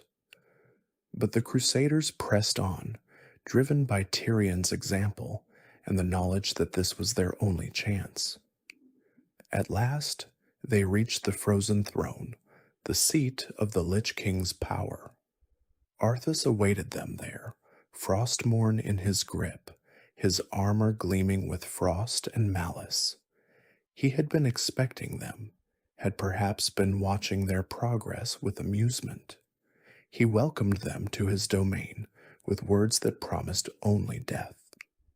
The final battle began with the champions facing the Lich King directly.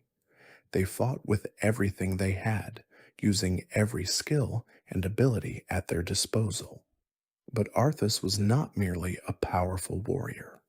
He was the master of death itself, wielding power that could snuff out life with a gesture. One by one, the champions fell, their souls consumed by Frostmourne to fuel its master's power. Tirion charged at the Lich King, Ashbringer raised high. But Arthas was prepared, a gesture from the Dark Lord, and ice encased Tirion from head to toe, freezing him in place with the purified blade, trapped just inches from his enemy. The champions watched in horror as their leader was immobilized, unable to help them, forced to witness what came next. the Lich King killed them all. Every champion who had fought their way to the frozen throne was slain, their souls drawn into Frostmourne. Arthas revealed his true plan. He had allowed them to come this far, had let them believe they had a chance, precisely so he could claim them. The greatest heroes of Azeroth would become his greatest servants, raised as Death Knights of unparalleled power. As he raised Frostmourne to complete his victory, Tirion prayed. He called upon the light with every fiber of his being, pleading for the strength to break free, for the power to end this nightmare. He thought of everyone who had sacrificed their lives to get him here, of Darion and Alexandros and all the others who had suffered because of the scourge. He could not let their sacrifices be in vain. The light answered. Tirion burst free from his icy prison, the Ashbringer blazing with power beyond anything it had shown before. In a single perfect stroke, he brought the blade down upon Frostmourne, the weapon that had claimed so many souls. The cursed rune blade shattered, its fragments scattering across the frozen throne as thousands of trapped spirits were finally released. The shattering of Frostmourne was more than a physical event. It was a spiritual cataclysm. The souls that had been trapped within the blade for years, decades, even centuries were suddenly free. They swirled around the frozen throne in a maelstrom of anguished spirits, their cries echoing across the frozen wastes. Among them were the souls of kings and peasants, of warriors and scholars, of the innocent and the guilty alike. The energy released by Frostmourne's destruction washed over the battlefield like a wave. The lesser undead that had been fighting alongside the Lich King collapsed, their animation severed by the loss of their master's power. The necromancers who had served him felt their connection to the scourge's magic fade. For a moment, the entire war machine of the undead came to a halt. The Ashbringer had done what it was created to do. The blade forged from a crystal of pure light had destroyed the weapon forged from darkness. Magni Bronzebeard's creation had opposed Frostmourne as he had hoped it would, avenging his brother in a way that transcended mere physical combat. The legacy of Muradin Bronzebeard was fulfilled in that single decisive stroke. The souls of the slain champions returned to their bodies, raised not as undead, but restored to life through the light's intervention. They rose alongside Tirion, facing a Lich King who was now far weaker than he had been. Without Frostmourne, without the souls it contained, Arthas was vulnerable for the first time since he had claimed the frozen throne. The battle that followed was fierce, but brief. The champions, renewed by their miraculous resurrection, fought with a fury born of having seen their own deaths.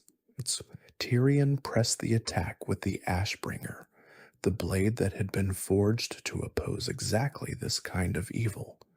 Together, they brought the Lich King to his knees. In the end, it was Father Tyrannus Menethil, the ghost of Arthas's own father freed from Frostmourne, who held his son's soul as it passed from the world. The Lich King was defeated.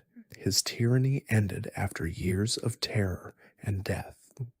The Ashbringer had fulfilled its ultimate purpose, destroying the greatest undead threat Azeroth had ever known. But the Scourge could not simply be allowed to run wild without leadership. Someone had to take up the helm of domination, the artifact that controlled the undead hordes.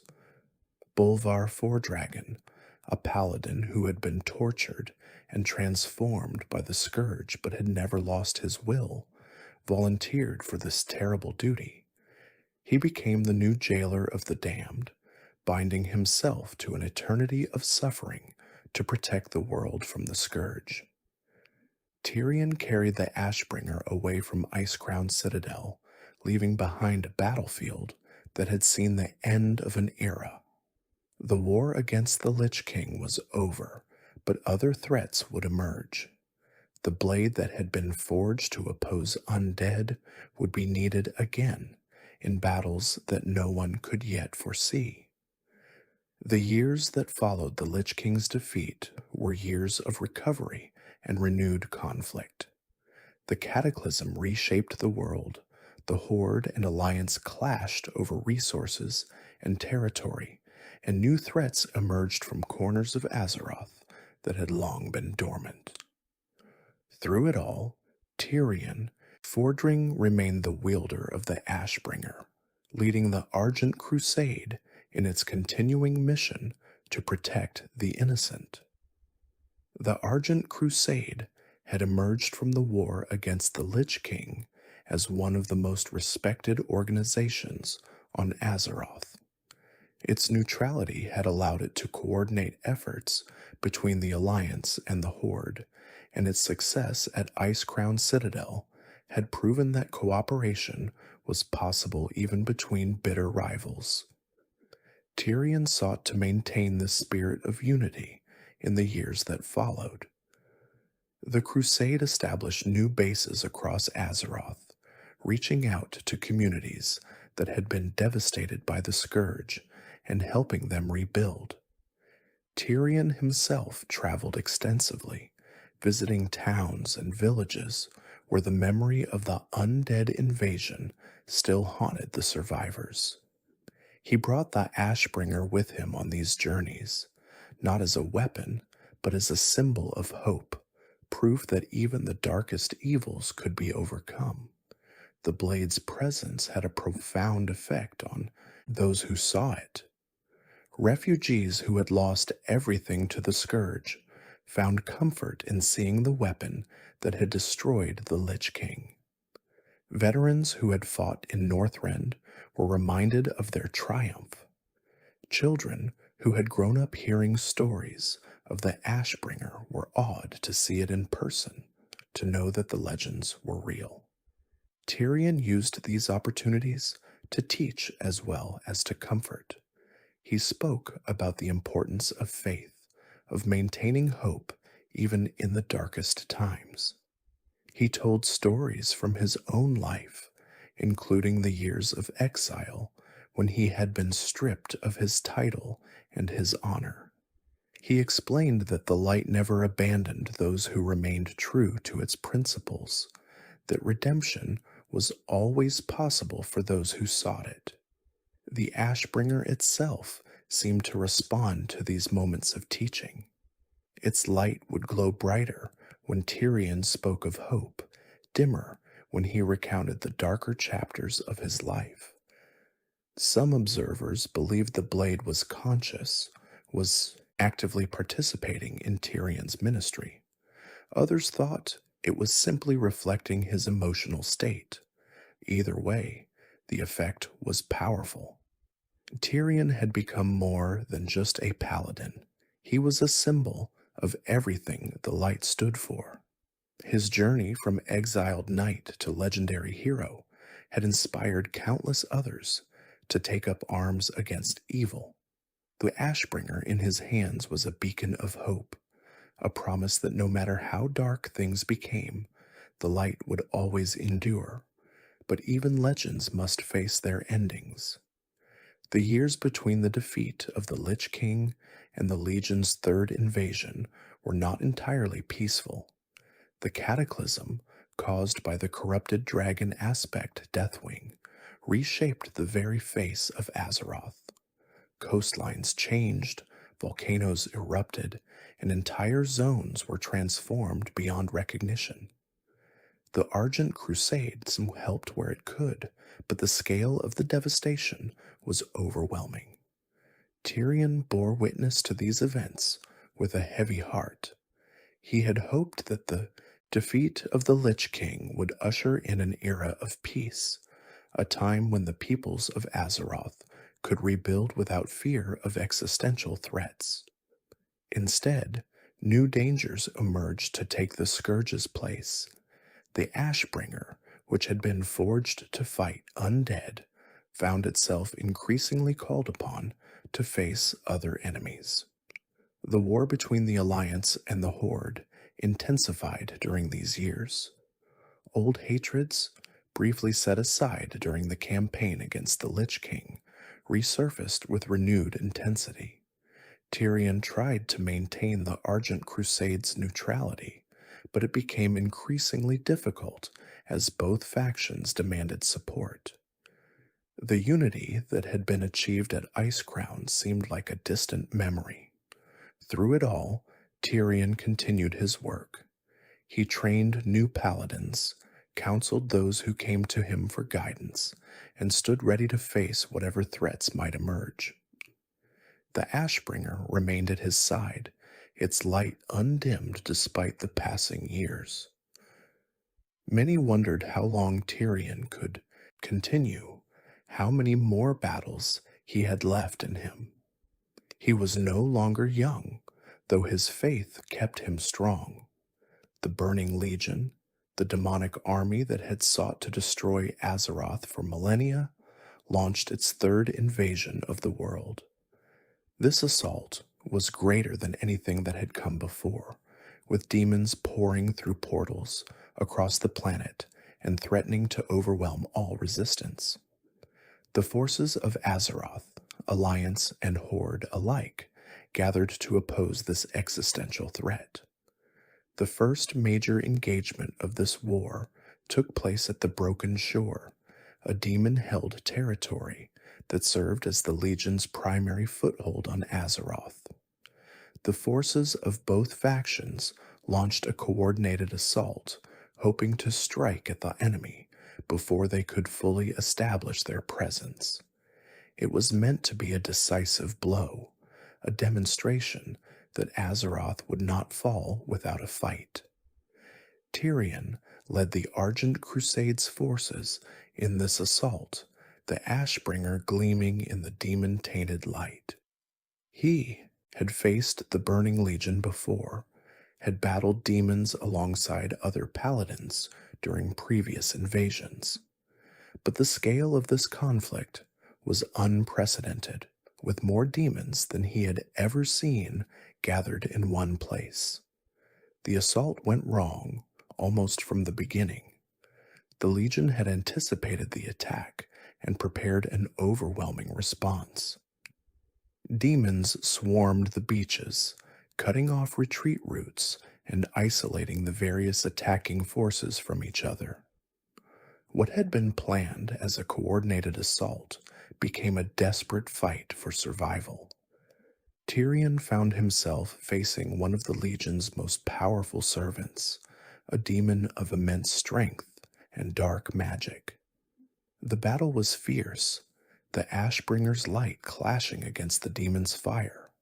For a moment, it seemed that Tirion would triumph, as he had so many times before.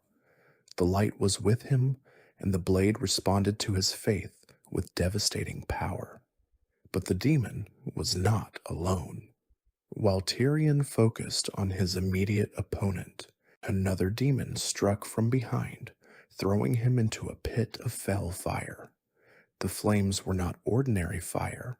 They burned with the Legion's corruption, eating away at flesh and spirit alike. Tirion fell into the pit, the Ashbringer still clutched in his grip. The assault on the Broken Shore ended in catastrophe. Both the Alliance and Horde leaders who had participated were killed or presumed dead.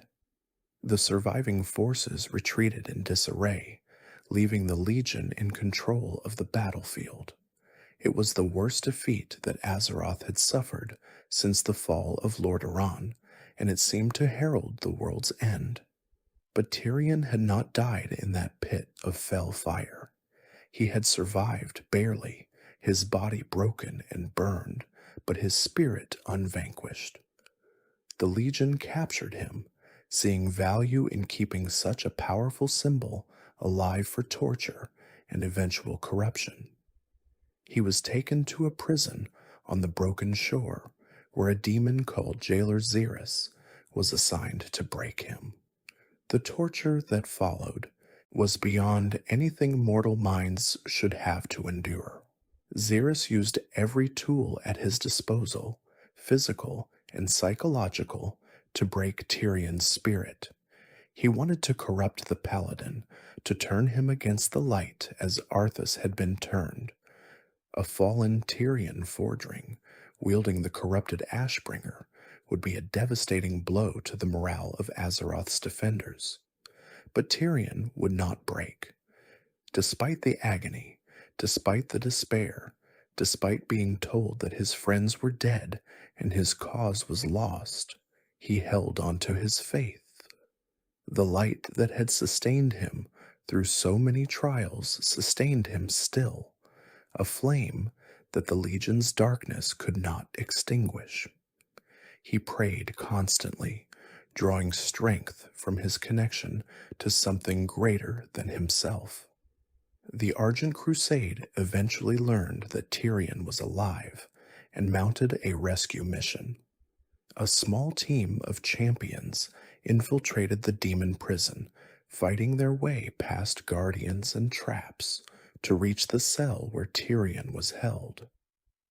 They found him broken in body but unbroken in spirit, still clutching the Ashbringer, despite everything that had been done to him. They freed him from his chains and carried him away from that place of torment. But the damage had been done. Tyrion's body was too damaged to recover, the combination of fell flames and sustained torture having inflicted wounds that even the light could not fully heal. He was dying, and nothing could be done to save him. In his final moments, Tirion chose his successor.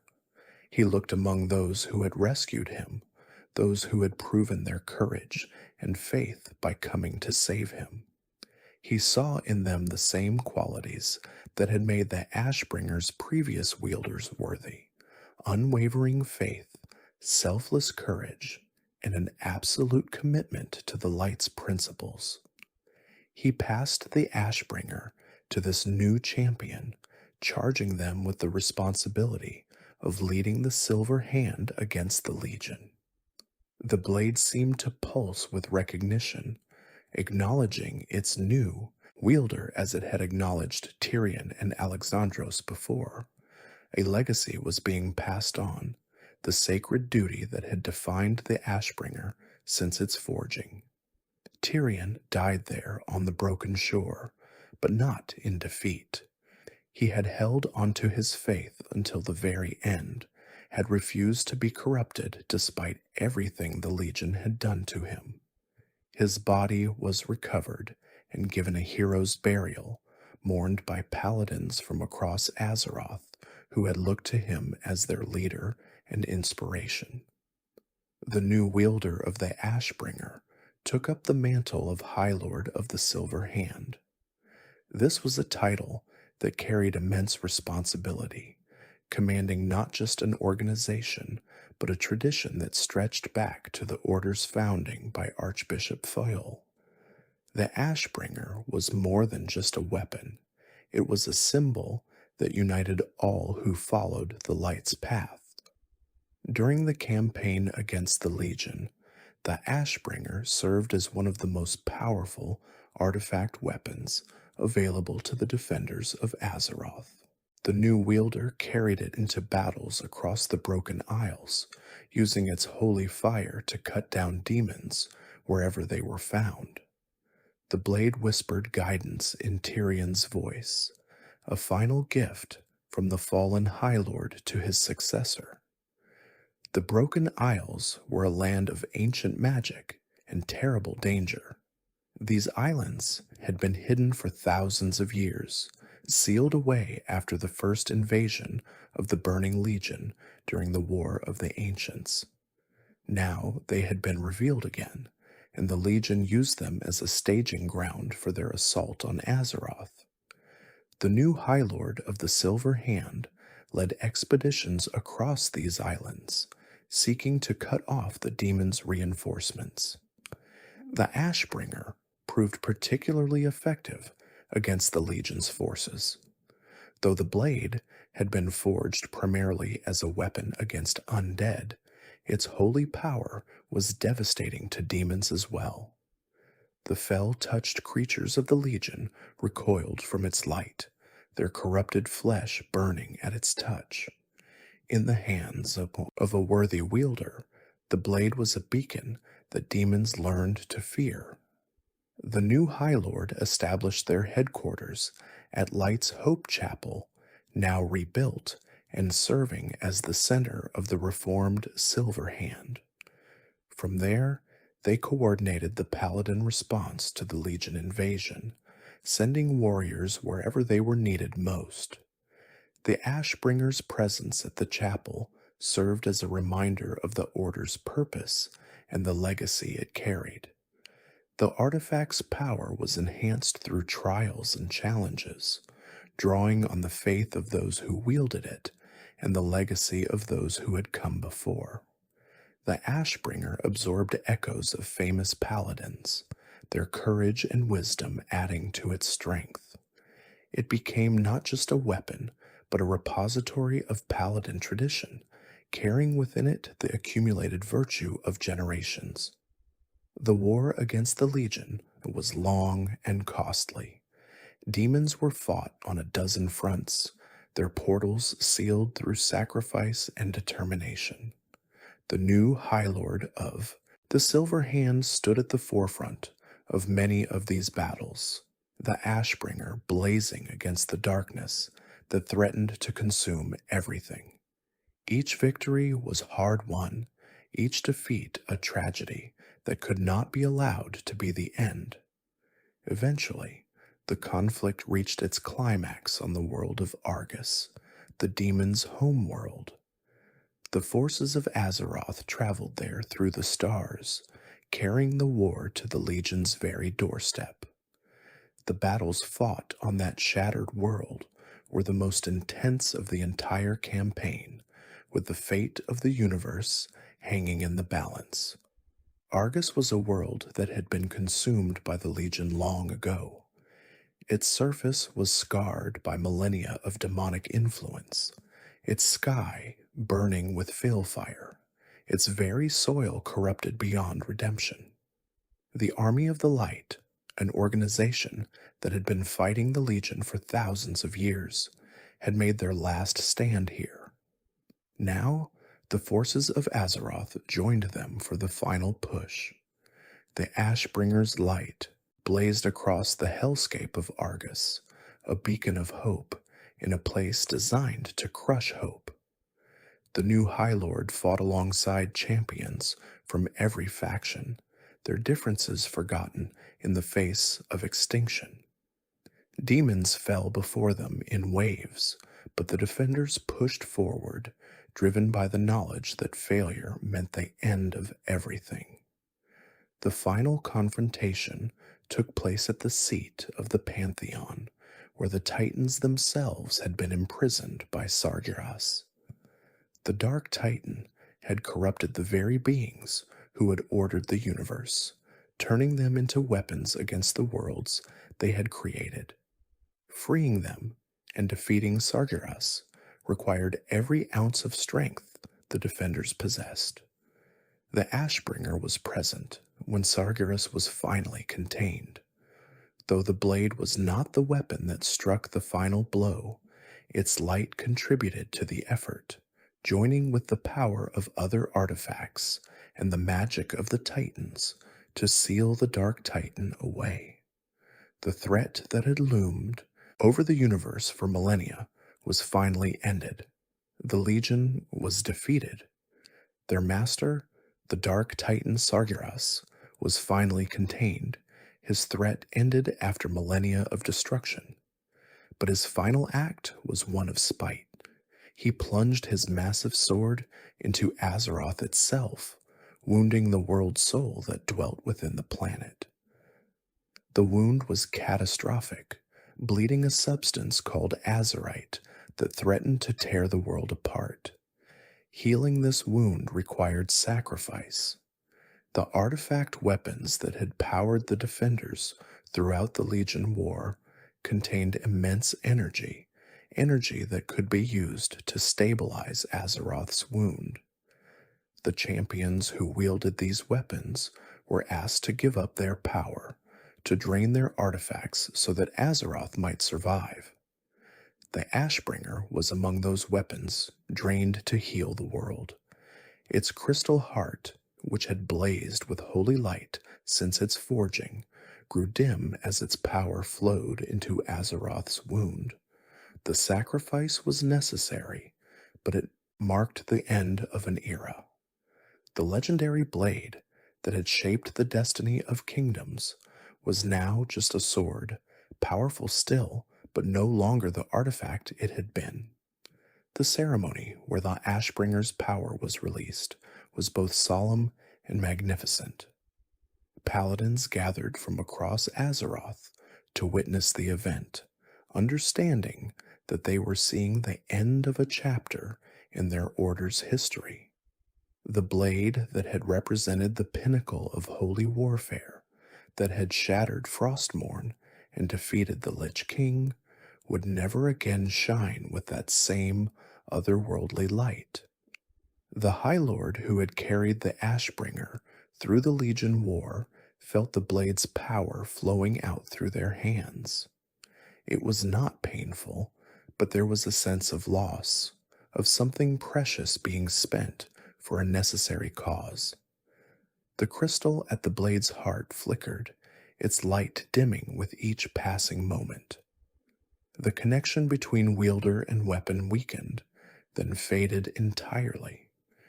When the ceremony was complete, the Ashbringer still hung at the High Lord's side, but it felt different. The constant presence of its awareness was gone. The warmth of its holy light had faded. What remained was still a magnificent weapon, forged by King Magni Bronzebeard on the Great Anvil of Ironforge, but its artifact nature had been sacrificed for the world's survival. Many paladins wept at this moment. They understood the necessity of the sacrifice, but that did not make it any less painful.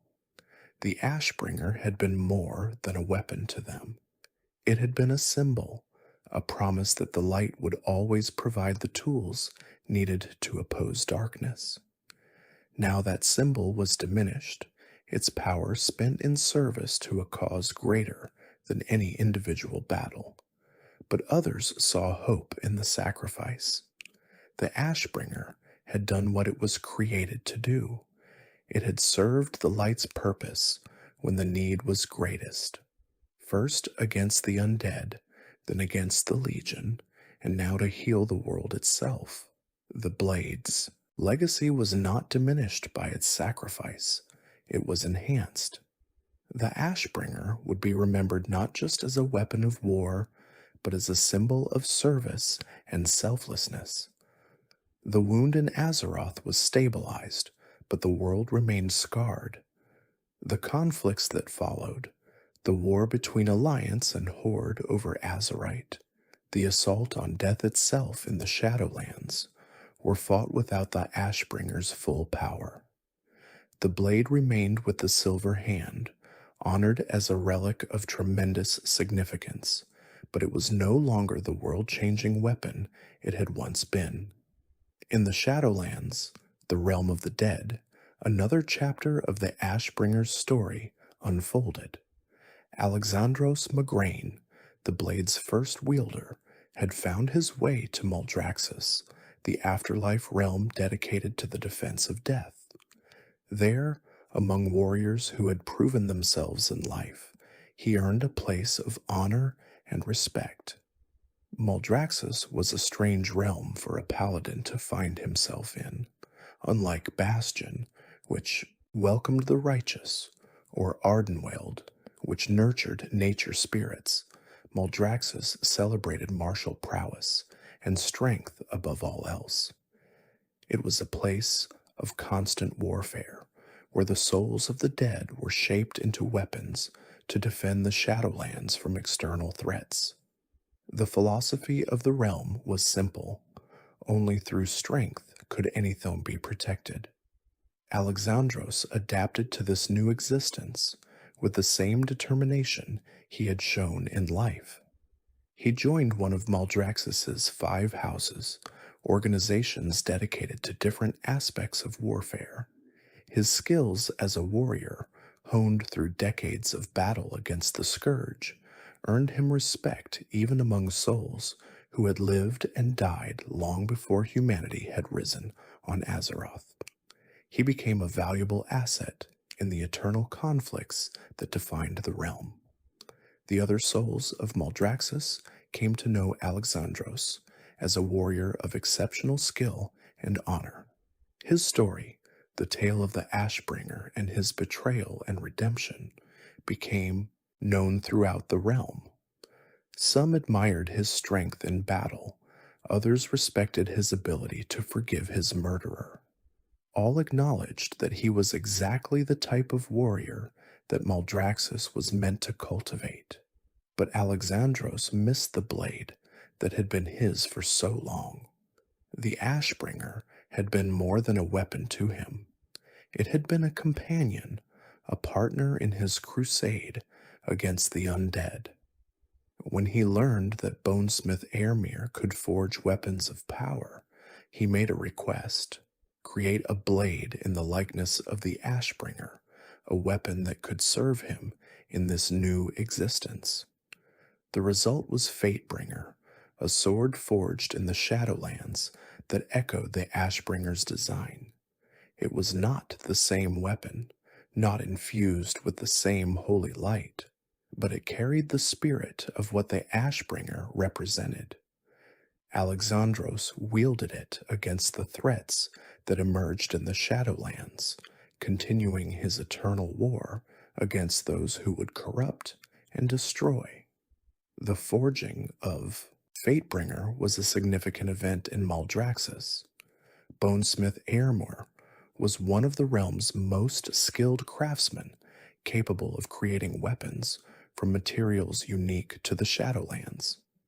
When Alexandros approached her with his request, she saw in him a kindred spirit, a warrior who understood that the right weapon was an extension of the self. The process of creating Fatebringer drew on Alexandros' memories of the original Ashbringer. He described every detail he could recall: the balance, the weight, the way the light had blazed from its crystal heart. Airmere translated these memories into materials appropriate to the Shadowlands, creating a blade that honored the original while being something new. When Fatebringer was complete, Alexandros held it for the first time and felt something familiar. It was not the same as holding the Ashbringer, not quite, but it was close enough to stir memories of his mortal life. The weight was right. The balance was right.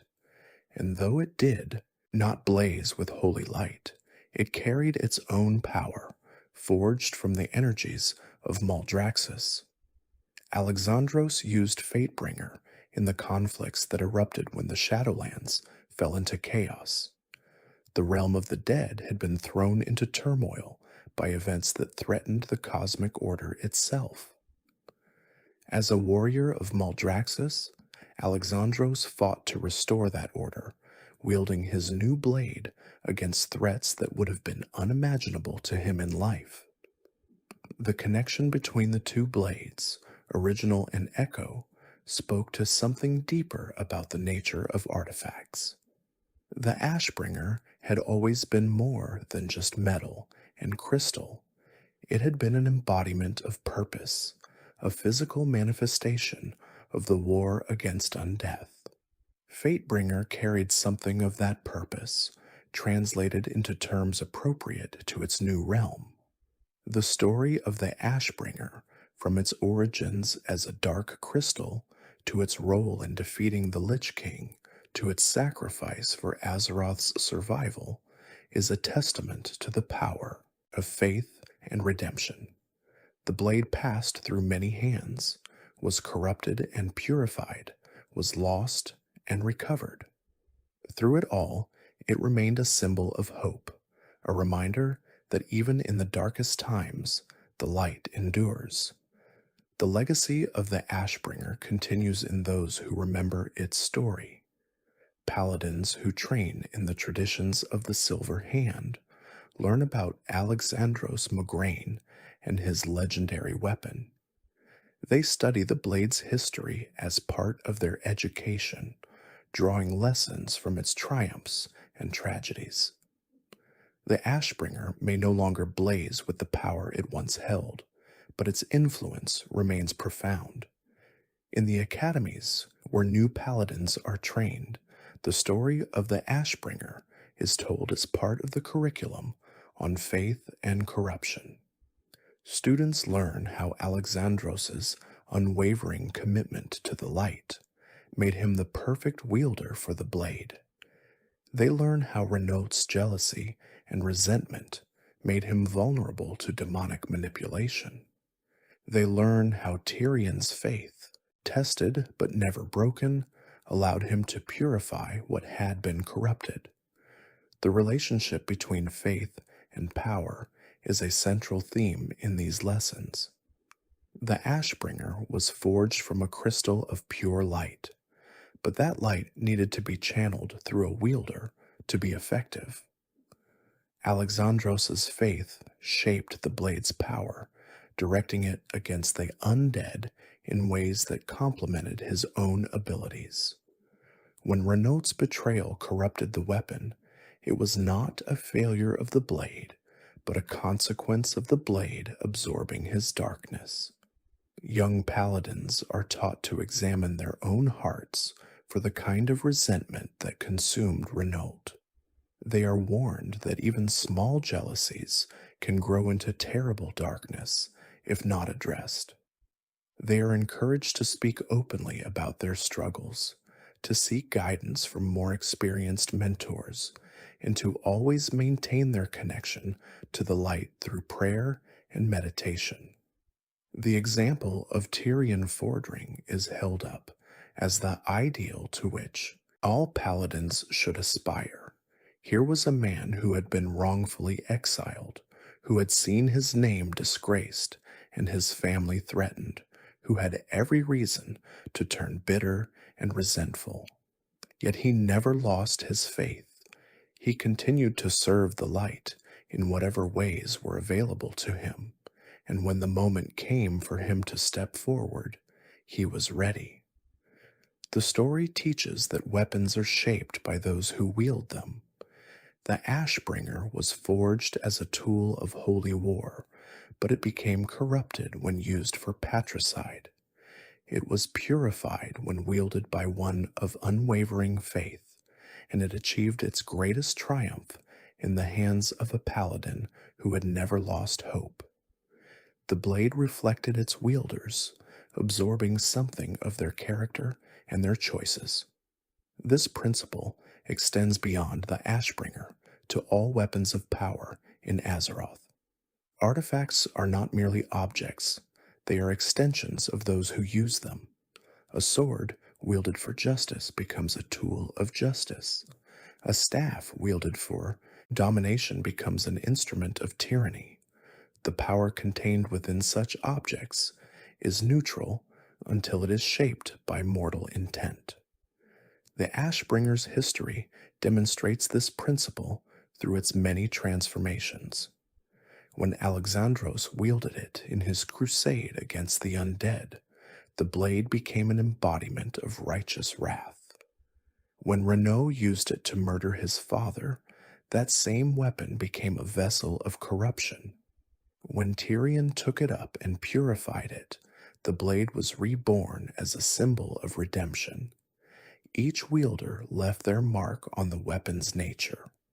This understanding has practical implications for paladins and other warriors of the light.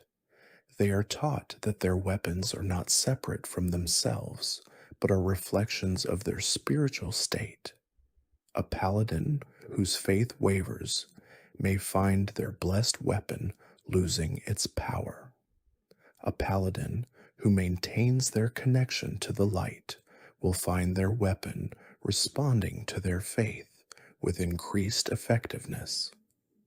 The maintenance of this spiritual connection requires constant effort.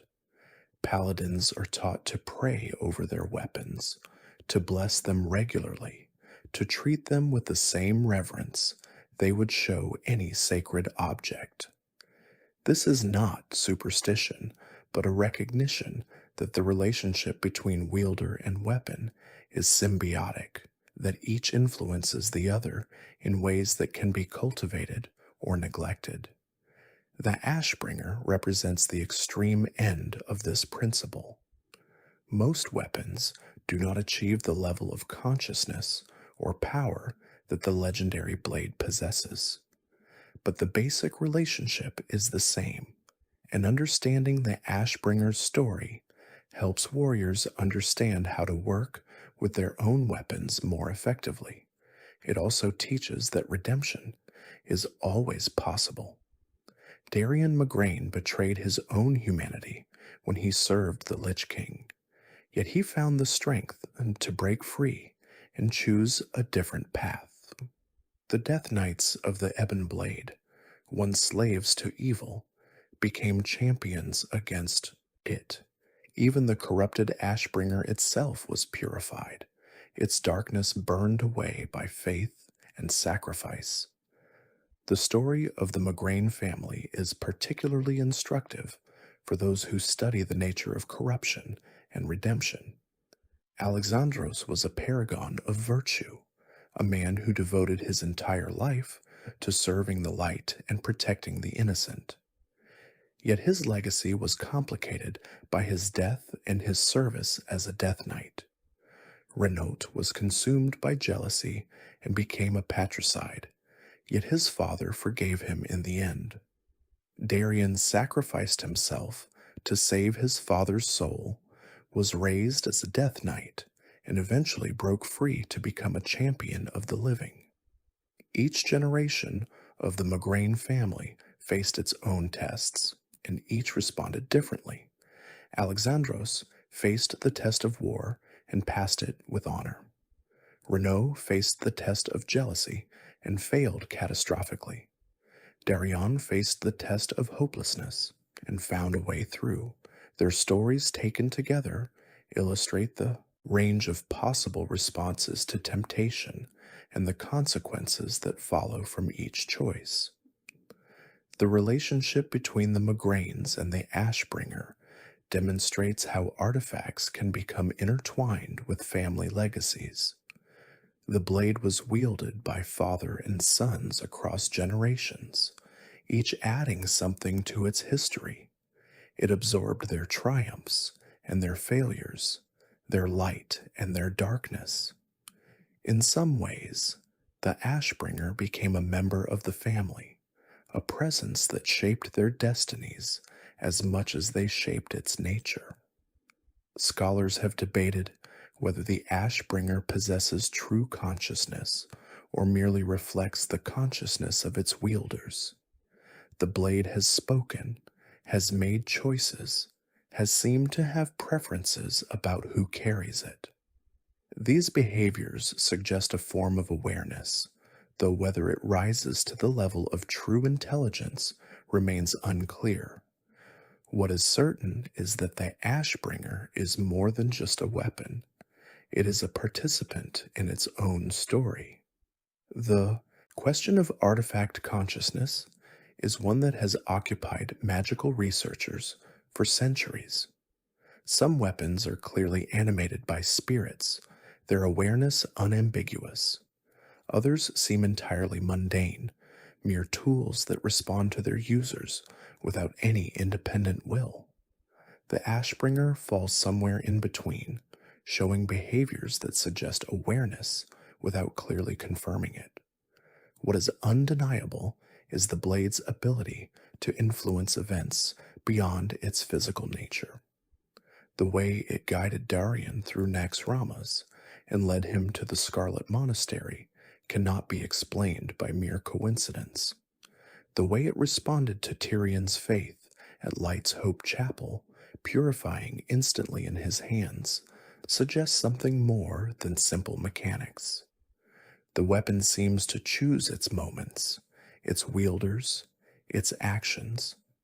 Some have suggested that the crystal at the blade's heart is responsible for this apparent consciousness. The Naru, beings of pure light who cycle between brilliance and shadow, possess undeniable awareness. If the crystal originated from a Naru or from something similar, it might carry that awareness within it, speaking through the blade and influencing its behavior. Others have proposed that the consciousness is not inherent to the blade, but is accumulated from those who wield it. Each wielder leaves a mark on the weapon, their faith and their character absorbed into its metal and crystal. The Ashbringer might be speaking with the combined voices of Alexandros and Tirion and all the others who have carried it, their wisdom and experience forming a composite consciousness. The truth may never be known with certainty. What matters is the effect, and the effect is profound. The Ashbringer has been more than a weapon for decades. It has been a guide, a symbol, and a force for redemption. Its consciousness, whatever form it takes, has always worked toward the same goal, the triumph of light over darkness. The Ashbringer's journey is not complete. As long as there are threats to Azeroth, as long as darkness seeks to overwhelm the light, the blade that was forged to oppose undead will have a role to play. Perhaps it will be reignited someday, its crystal heart blazing once more with holy fire. Perhaps new wielders will arise to carry it into battles not yet imagined. The future of the Ashbringer remains unwritten. The blade rests now in the care of the Silver Hand, honored as one of the most sacred relics the Order possesses. It is brought out for ceremonies and blessings, its diminished light still capable of inspiring those who see it. Young paladins kneel before it when they take their vows, connecting themselves to a tradition that stretches back to the Order's founding. Some believe that the blade is merely dormant, that its power could be restored under the right circumstances. If a threat arose that required the Ashbringer's full might, perhaps the light would reignite its crystal heart. The weapon has been purified before, has returned from corruption to brilliance. Who is to say it could not happen again? Others believe that the Ashbringer has earned its rest. It served through decades of conflict, faced the greatest threats the world has known, and sacrificed its power to save Azeroth itself. Perhaps it is time for new weapons to take up the burden, for new heroes to forge their own legends. The Ashbringer would watch from its place of honor, its story complete, its legacy secure.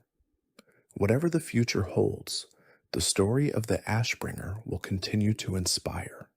Its tale of faith and betrayal, of corruption and redemption, of sacrifice and victory, contains truths that resonate beyond any single weapon or any single hero.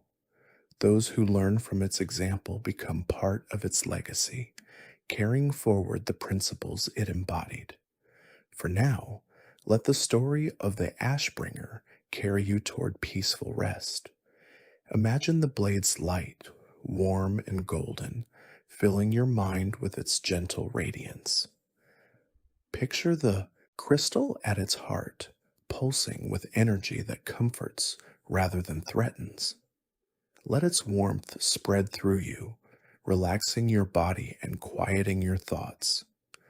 The light of the Ashbringer is not a harsh light, not a burning brilliance that hurts the eyes. It is a gentle glow, like sunlight filtered through clouds or candlelight in a quiet room. It illuminates without demanding attention, warms without scorching.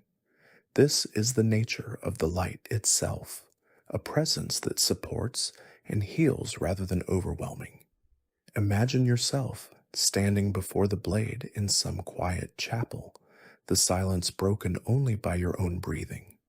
The Ashbringer rests on an altar, its crystal heart pulsing slowly, rhythmically like a heartbeat. You feel the warmth emanating from it, washing over you in gentle waves. Each pulse carries away a little of your tension, a little of your worry. The air around the blade carries a faint scent, like incense or wildflowers or something you cannot quite identify but find deeply comforting. It is the scent of holiness, of places where the light has been invited and has made its home. You breathe deeply, letting that sacred air fill your lungs and flow through your body. The chapel around you is peaceful and still. Shadows gather in the corners, but they are comfortable shadows, places of rest rather than threat. The flickering light from the Ashbringer pushes back against the darkness gently, creating a warm circle of illumination where you stand. You are safe here, you are protected.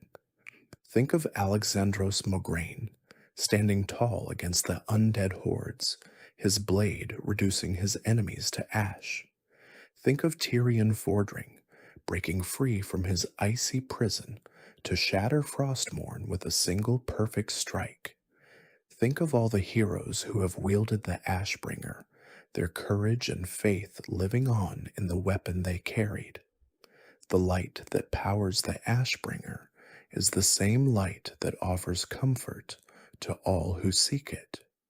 It does not judge or demand. It simply exists, ready to warm those who turn toward it. In the quiet moments before sleep, you can feel that light, can let it fill the spaces within you where worry and stress have taken root. Your breathing slows, matching the gentle pulse of the Ashbringer's crystal heart. Your body grows heavy, sinking into whatever surface supports you. The concerns of the day drift away like ash on the wind, leaving only peace and the warm glow of the light.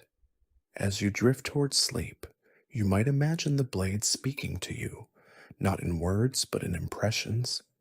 It shares the memories of those who have carried it, Alexandros's fierce joy in battle, Tyrion's quiet faith, the new High Lord's determination to carry on the legacy. These memories are not burdens, but gifts, connections to those who have served the light before you. The Ashbringer has seen the worst that darkness can offer. It has been corrupted, has been wielded for evil, has been held in the grip of death, knights and the servants of the scourge. But it has also seen the light triumph, has been purified by faith, has been carried by heroes into battles that shaped the fate of worlds. Its experience encompasses the full range of possibilities, from deepest corruption to brightest redemption. This balance is itself comforting. The blade knows that darkness exists, that evil is real, that terrible things happen even to the most faithful, but it also knows that these things are not the end of the story. Darkness can be overcome, corruption can be purified, the fallen can be redeemed. The light in the end endures. Let this knowledge settle into your heart as you prepare for sleep. Whatever challenges you face, whatever darkness seems to threaten, remember that the light is always present.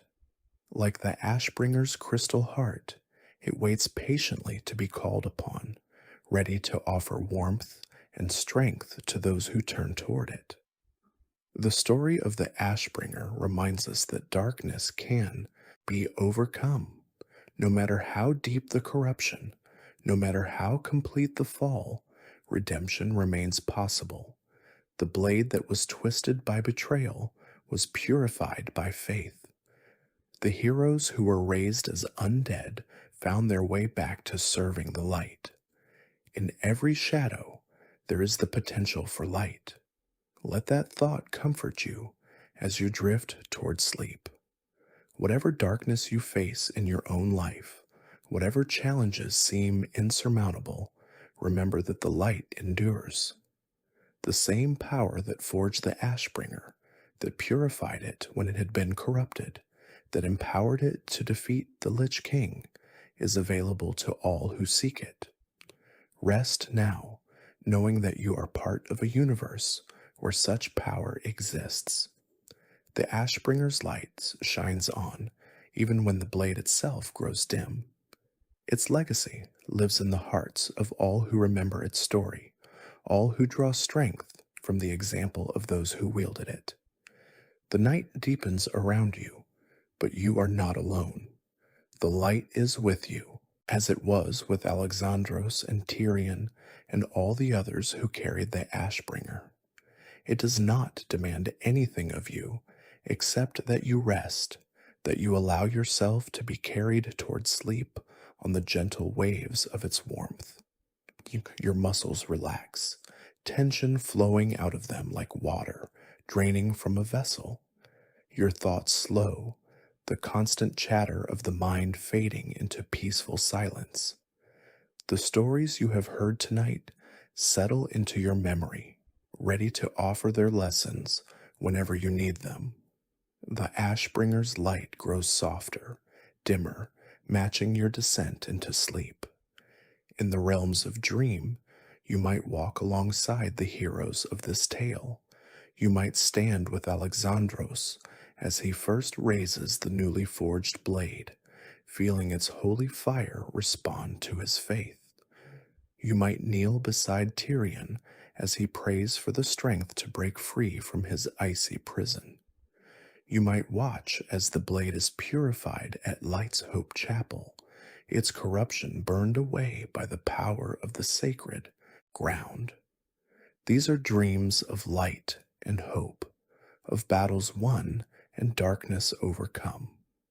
They are the kind of dreams that leave you feeling refreshed when you wake, that carry you through the night with a sense of peace and purpose. The Ashbringer watches over such dreams, its crystal heart pulsing gently in the darkness. Sleep peacefully, carried by the light. The Ashbringer watches over the dreams of all who honor its memory. Thank you for joining us on this journey through the complete story of the Ashbringer.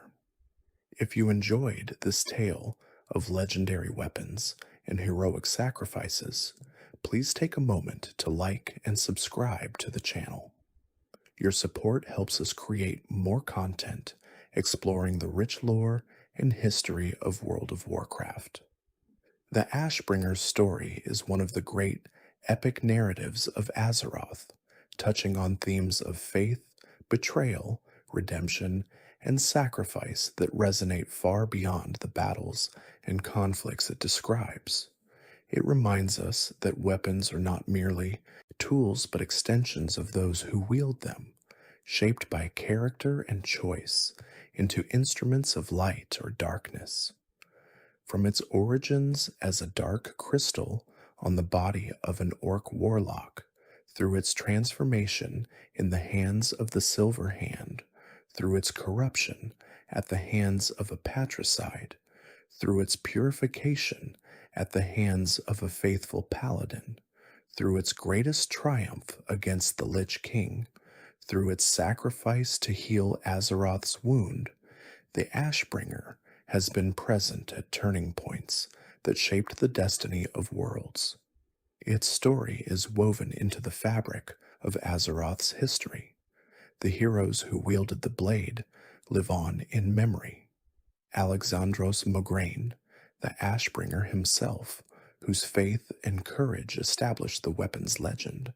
Tirion Fordring, who purified the corrupted blade and led it into its greatest victory, and all those who came after, carrying forward a legacy of light and hope.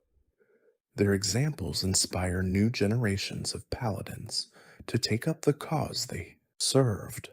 That is the complete story of the Ashbringer. I hope you enjoyed it. If you did, please leave a like and subscribe. There is a lot more World of Warcraft lore waiting for you here on World of Sleepcraft.